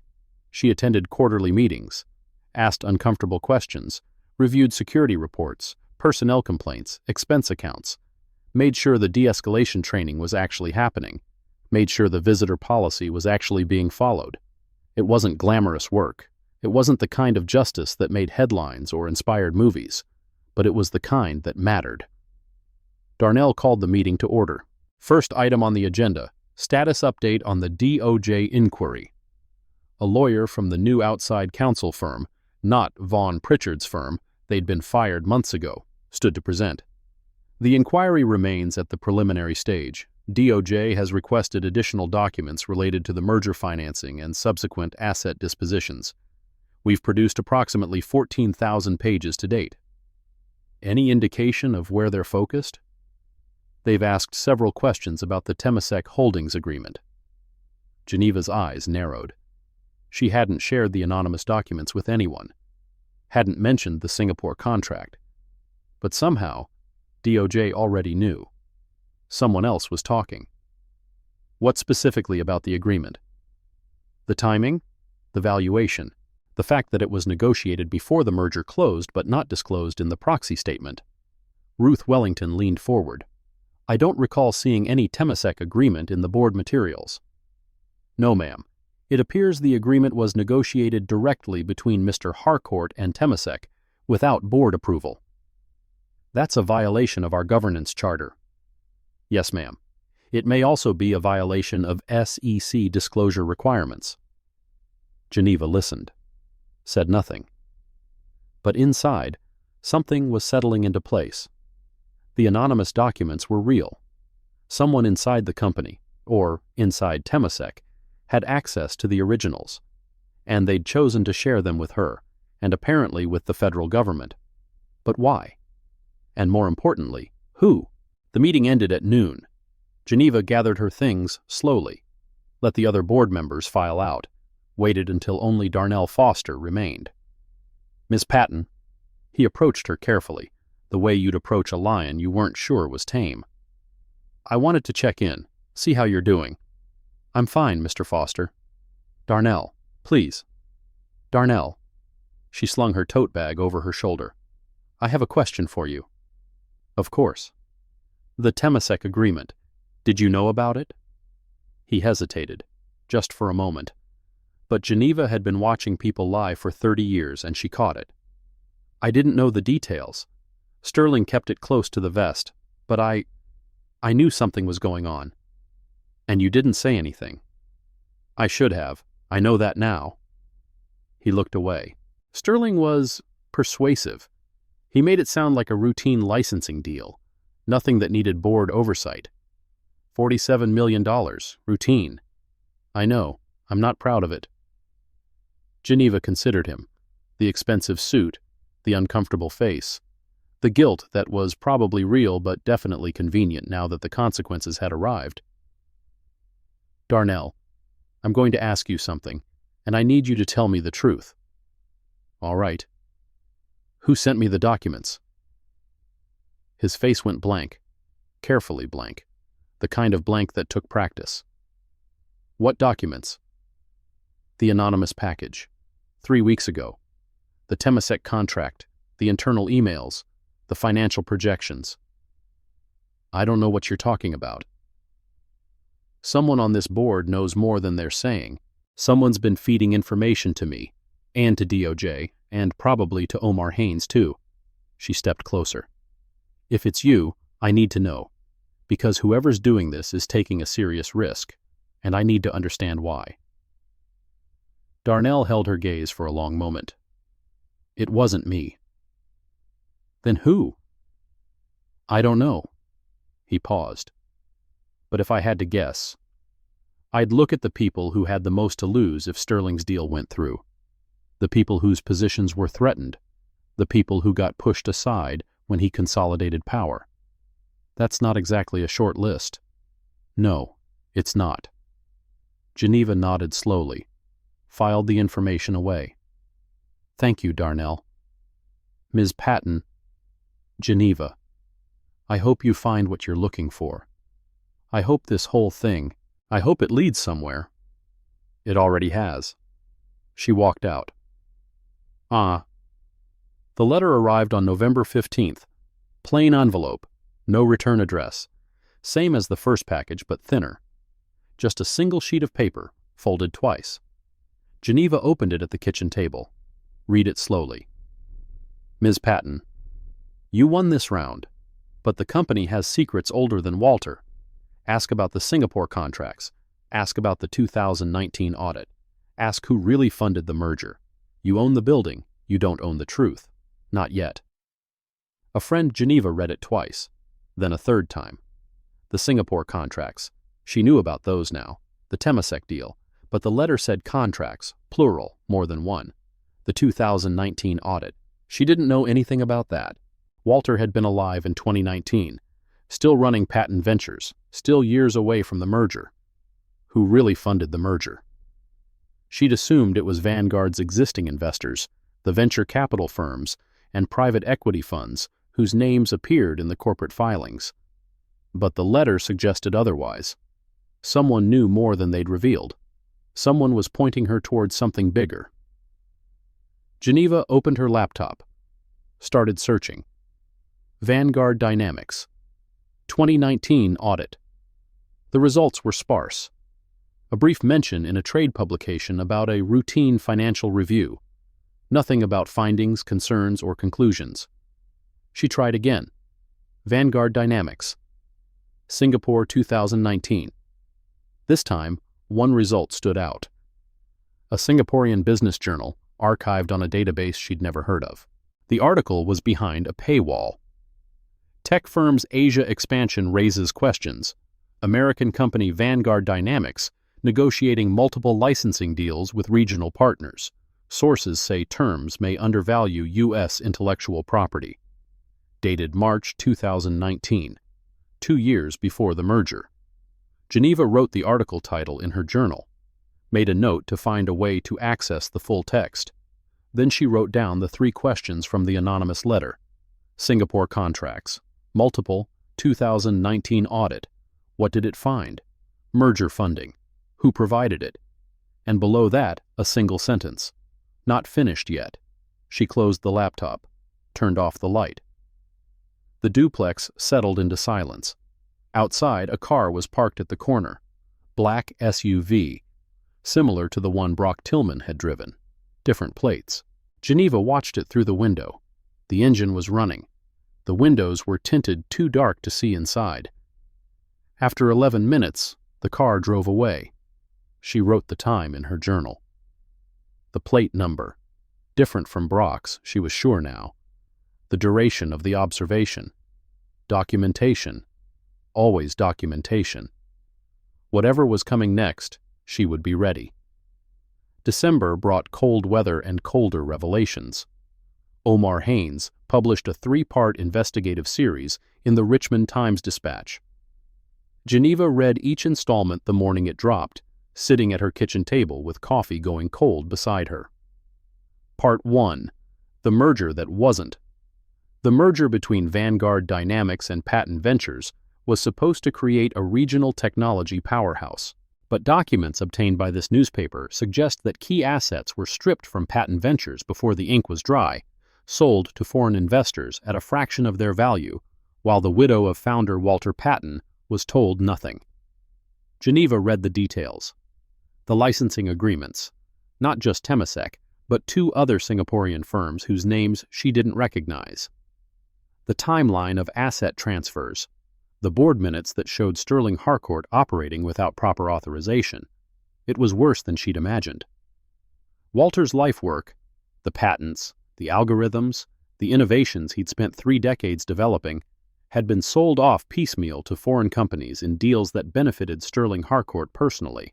His consulting fees from the Singapore deals totaled $8 million.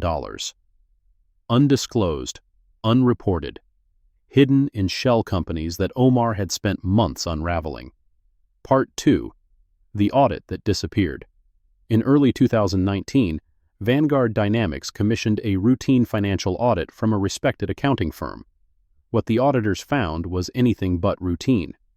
The article detailed a pattern of financial irregularities going back years: inflated revenue projections, hidden liabilities, off-book transactions that appeared designed to make the company look healthier than it was. The audit report was never released. The accounting firm was paid a substantial fee and released from their engagement. The partners who conducted the review signed non-disclosure agreements. But someone had kept a copy, and that copy had found its way to Omar Haynes. Part 3. The money behind the curtain. The Vanguard Patton merger was funded in part by a consortium of private investors whose identities were shielded by multiple layers of corporate structure. This newspaper has spent 6 months tracing the money. What we found raises serious questions about the true ownership of one of Richmond's largest technology companies. Geneva's hands trembled as she read. The consortium included 3 entities registered in the Cayman Islands. One was linked to a Russian oligarch under U.S. sanctions. Another had ties to a Chinese state-owned enterprise. The third was a complete mystery. No identifiable beneficial owners, no public records, no paper trail. Foreign money. Sanctioned money. Money that should never have been anywhere near an American technology company with government contracts and sensitive intellectual property. And Sterling Harcourt had welcomed it in. The article ended with a quote from a former Department of Justice official.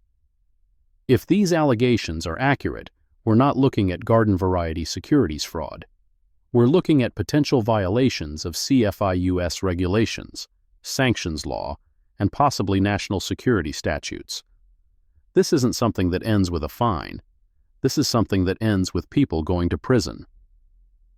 Geneva set down the newspaper. Prison. Sterling Harcourt, the man who'd walked past her in that lobby, who'd said, "Handle it," without breaking stride, who'd built his empire on her husband's work and her ignorance, might actually face real consequences. Not just administrative leave. Not just a reduced severance. Prison. She didn't know how to feel about that. Part of her wanted it. Wanted him in handcuffs, in a courtroom, in a cell. Wanted the world to see what happened when powerful men assumed they could take whatever they wanted from whoever they wanted. But another part of her knew that prison wouldn't bring Walter back. Wouldn't restore the years she'd spent being ignored, dismissed, erased. Wouldn't change the fundamental truth that the system had protected Sterling Harcourt right up until the moment it became too expensive to protect him anymore. Justice wasn't clean, wasn't simple, wasn't the triumphant ending that movies promised. It was this: sitting at a kitchen table, reading about crimes committed against you in a newspaper, wondering if any of it would actually matter. Geneva closed her eyes, breathed. Then she opened her journal and started planning. The federal indictment came in February. United States of America versus Sterling, James Harcourt. The charges were serious: conspiracy to violate U.S. sanctions, wire fraud, securities fraud, making false statements to federal investigators. If convicted on all counts, Sterling faced up to 45 years in federal prison. Geneva watched the news coverage from her living room. Sterling being led from his home in handcuffs. Sterling's attorney reading a statement about his client's innocence. Sterling's face, pale, shocked, finally understanding that money and connections couldn't buy his way out of this one. The trial wouldn't start for months, maybe years, given the complexity of the charges. There would be motions, delays, plea negotiations. The wheels of justice ground slowly, especially for wealthy defendants with expensive lawyers. But the wheels were grinding. Geneva's phone rang. "Miss Patton?" Esther's voice, tired but satisfied. "You've seen the news." "I've seen it. This doesn't change your civil case.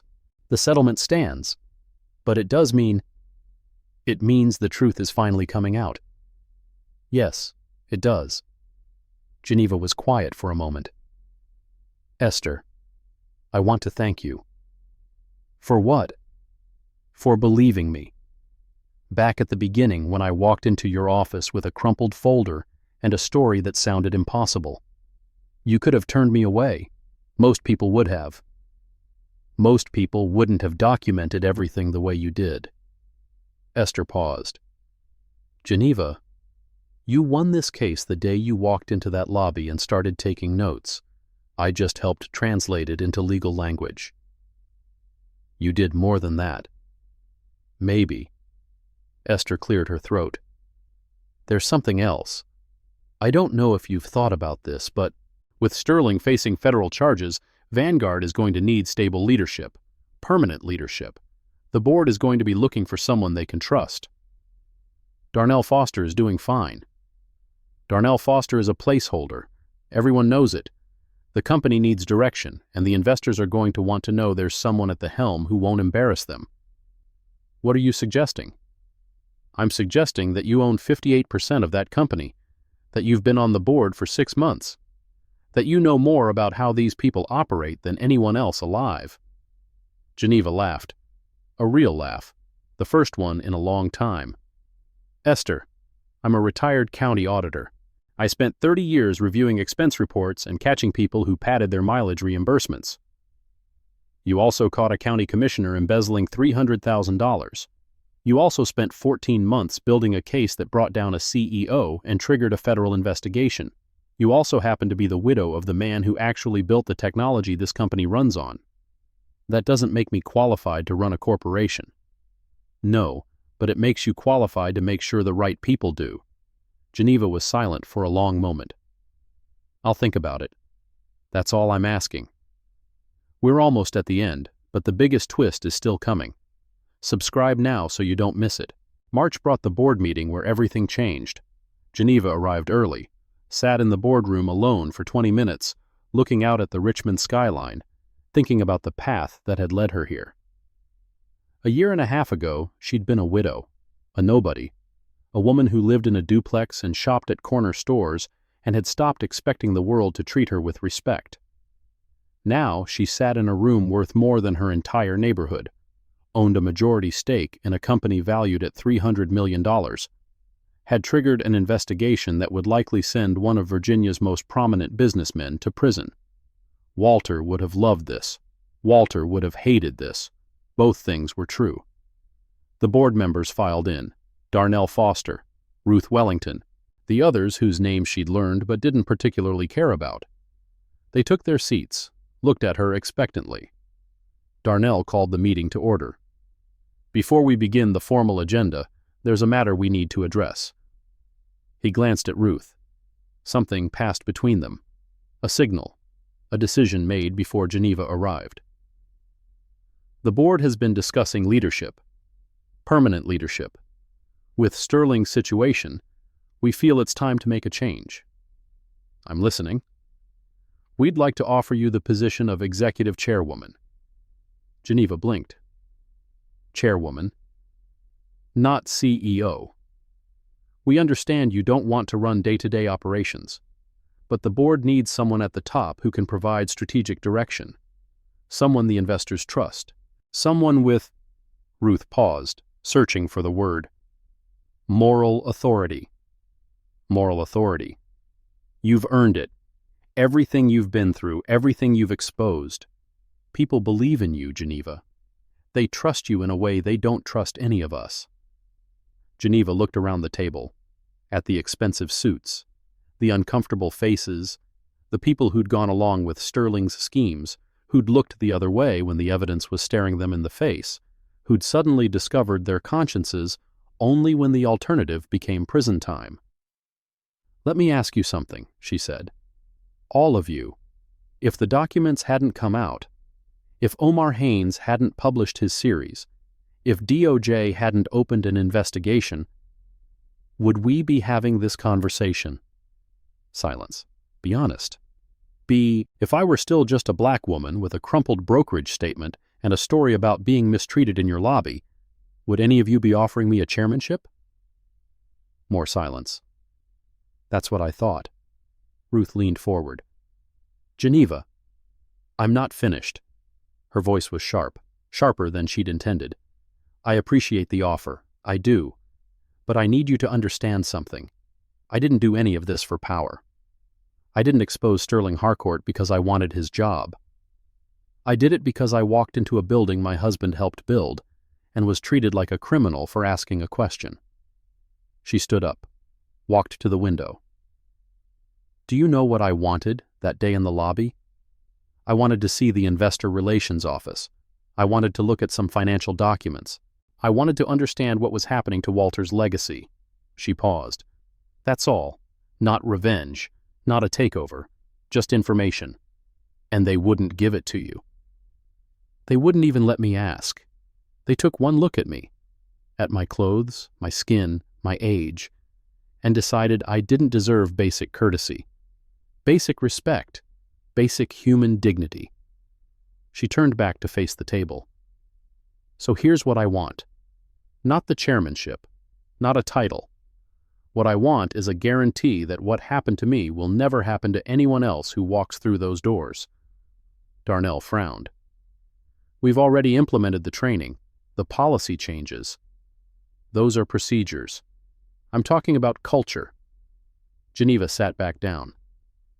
"I want a diversity committee with real power. I want external oversight of security practices. I want a community liaison office that's actually staffed by people from the community, not PR professionals in community-colored clothing." Those are significant changes." "They are, and they'll cost money, and they'll make some people uncomfortable." She met Darnell's eyes. "But they're the price of my continued support. As a shareholder, as a board member, as someone whose name is now attached to this company whether I like it or not." Ruth Wellington spoke up. "And if we agree to these conditions, will you accept the chairmanship?" Geneva considered. "I'll accept a position, chairwoman of a new committee. Call it the Community Accountability Board. Not operations, not strategy, just making sure the company lives up to its values, or develops values worth living up to." "That's unconventional. So is suing your own majority shareholder." A ripple of uncomfortable laughter around the table. Darnell looked at Ruth. Ruth looked at the others. Some calculation passed between them. The realization that Geneva could make their lives very difficult if she wanted to, and the understanding that she was offering them an off-ramp. "I think we can work with that," Darnell said. "Shall we call a vote?" The motion passed. 7-0. Geneva Patton, chairwoman of the Community Accountability Board. A made-up title for a made-up position, but one with real power, real resources, and real potential to change things. It wasn't what she'd planned, wasn't what she'd expected, but it was something, and something was better than nothing. The months that followed were full of work. Geneva hired staff for the new board, conducted interviews, reviewed applications from community organizers, civil rights activists, social workers who'd spent their careers fighting the same battles she'd stumbled into by accident. She established an ombudsman office, a place where employees and visitors could report concerns without fear of retaliation. She reviewed every security incident from the past 3 years, flagged patterns, demanded explanations. The 3 prior complaints against Brock Tillman? All 3 complainants received formal apologies from the company. 2 received settlements. 1, who'd been too scared to pursue the matter at the time, came forward again, and this time, someone listened. It wasn't justice, not really. Justice would have meant those complaints being taken seriously in the first place. Justice would have meant Brock Tillman facing consequences before he ever put his hands on Geneva. But it was accountability. Partial, imperfect, and late, but real. And accountability, Geneva was learning, was the best most people could hope for. June brought Sterling Harcourt's trial. Geneva attended the first day, sat in the gallery with Omar Haynes on one side and Esther Mbeki on the other. Watched Sterling enter the courtroom in a suit that probably cost more than her car. He looked smaller than she remembered, older. The confidence that had once seemed unshakable now looked like a thin veneer over something hollow. The prosecution laid out its case. The Singapore deals, the hidden payments, the sanctions violations, the lies to federal investigators. A mountain of evidence built from documents, emails, recordings, the kind of paper trail that even the best defense attorney couldn't explain away. Sterling's lawyer tried anyway, painted his client as a visionary who'd made some mistakes, talked about the pressures of running a company, the complexities of international business, the tendency of regulators to criminalize ordinary corporate conduct. The jury didn't buy it. After 3 weeks of testimony and 4 days of deliberation, they returned guilty verdicts on 12 of 16 counts: conspiracy to violate sanctions, wire fraud, securities fraud, making false statements. Sterling Harcourt was sentenced to 14 years in federal prison. Geneva watched the sentencing, watched Sterling's face go pale when the judge announced the number, watched the marshals lead him away in handcuffs, the same way he'd watched Brock Tillman lead her away from the lobby 2 years ago. She felt nothing, or rather, she felt everything all at once, in a way that left her empty. Satisfaction and sadness, vindication and exhaustion. The knowledge that it was finally over, and the understanding that over didn't mean what she'd once thought it would. Sterling would go to prison. He would lose his fortune, his reputation, his freedom. His name would become a cautionary tale, a case study in business school ethics courses. But Walter was still dead. The years of being ignored and dismissed were still behind her. The scars from that day in the lobby, physical and otherwise, were still there. Justice didn't erase the harm.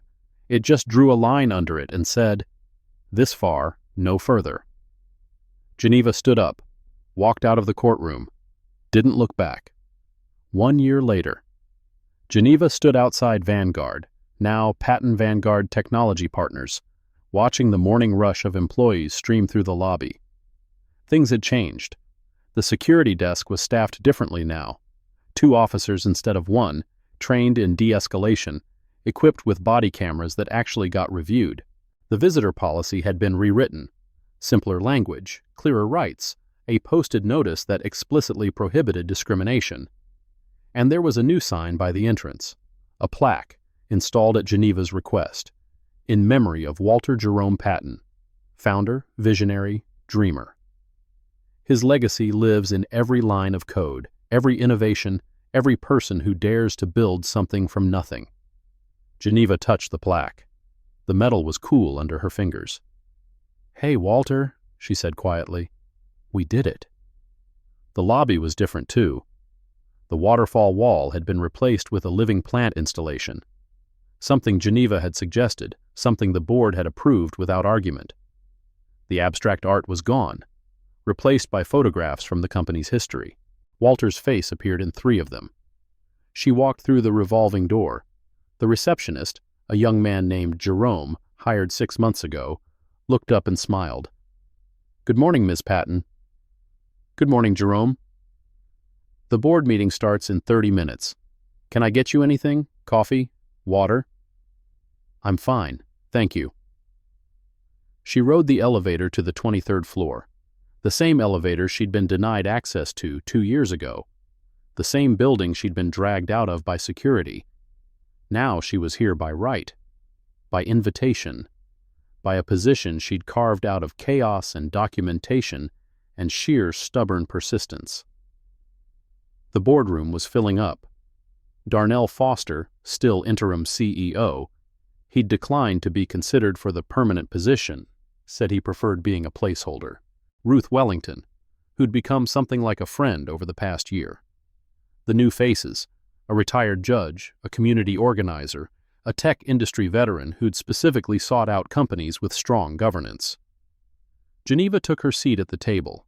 The agenda was routine: quarterly financials, strategic initiatives, the upcoming product launch that would put Walter's last great innovation into the market. But there was one more item, added at Geneva's request, listed at the bottom of the agenda as Community Accountability Report. When her turn came, she stood. Over the past year, this committee has reviewed 47 complaints about company conduct. We've substantiated 18 of them. 12 resulted in employee discipline. 4 resulted in policy changes. 2 resulted in referrals to external authorities. She paused, looked around the table. Those numbers represent real people, employees who felt they couldn't speak up, visitors who were treated unfairly, community members who deserved better from a company that claims to serve them.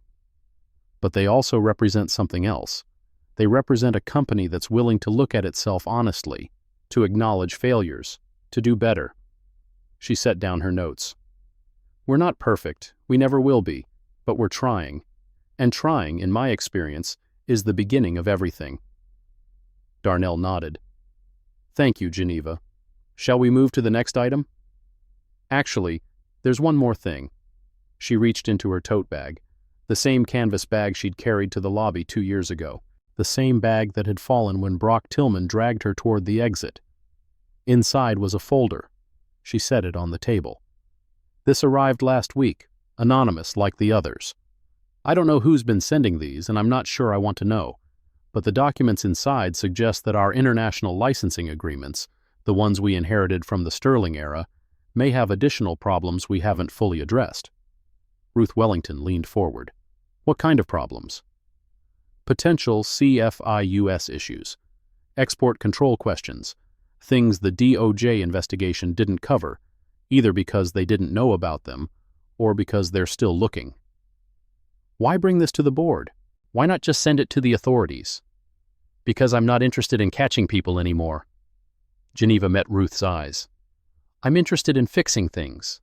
And I hope so, that this board is capable of looking at these documents, understanding what they mean, and taking action before someone else has to force us to." Silence around the table. Then Darnell spoke. "Send the documents to legal. Have them review and report back to the board within 30 days. If there are issues, we address them ourselves, proactively, transparently." "Agreed," Ruth said. The others nodded. Geneva smiled. A small thing, barely visible, but real. "Thank you." If you made it this far, you're part of the family now. Hit subscribe, turn on notifications, and leave a comment telling me what you think. Because stories like Geneva's need to be heard. The parking garage was quiet when Geneva left the building. She walked to her car. Walter's car, actually. The one she'd finally started driving after 2 years of letting it sit in the garage. A modest sedan, nothing flashy, the kind of vehicle that made people look past you instead of at you. That was still intentional. Her phone buzzed. A text from an unknown number. "You're doing good work. Keep going." Geneva stared at the message. Then another came. The 2019 audit. Ask about the pension fund. Then nothing. She typed a response. Who is this? No reply. Geneva leaned against the car, looked up at the building she'd just left. 17 stories of glass and steel and secrets that were still unfolding. The pension fund. She didn't know what that meant yet. But she would find out. Because that's what she did now. She found things out. She documented them.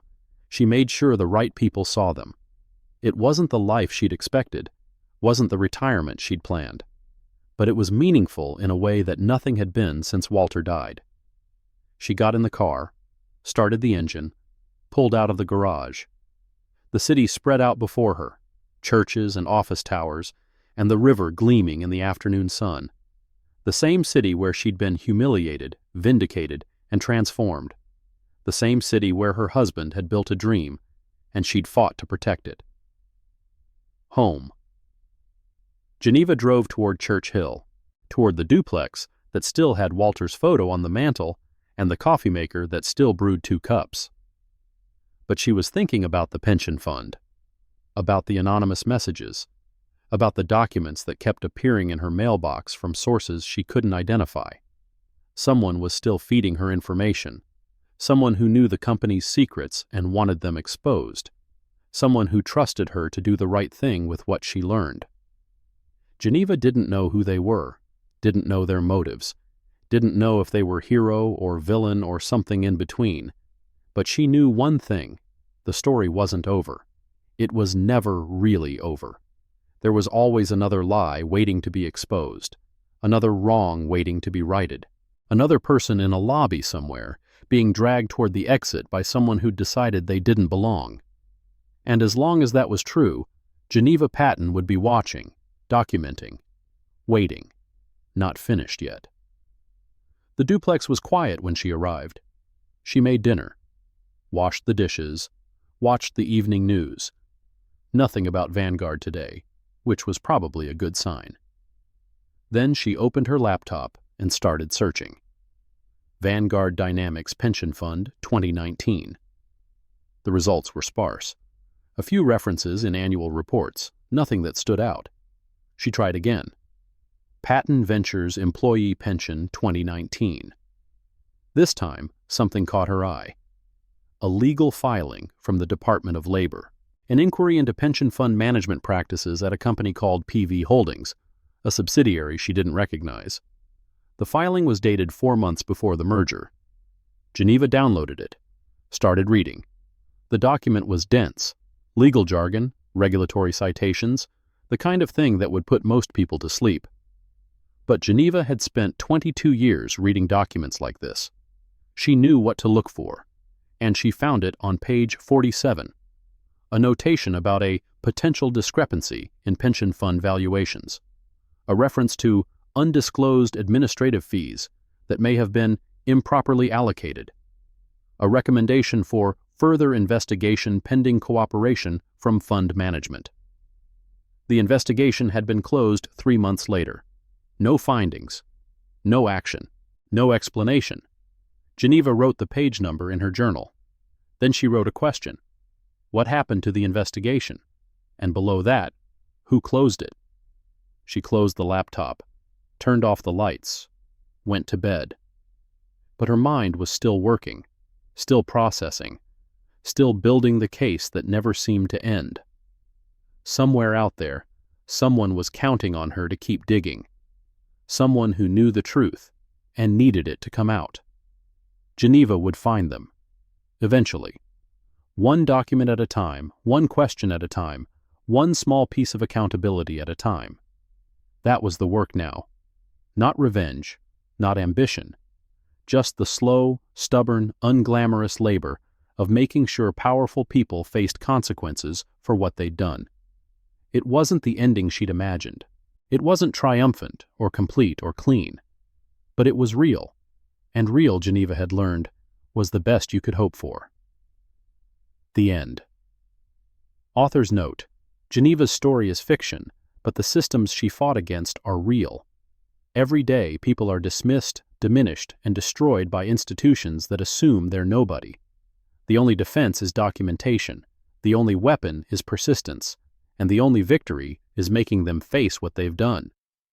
If you know someone fighting a similar battle, share this story.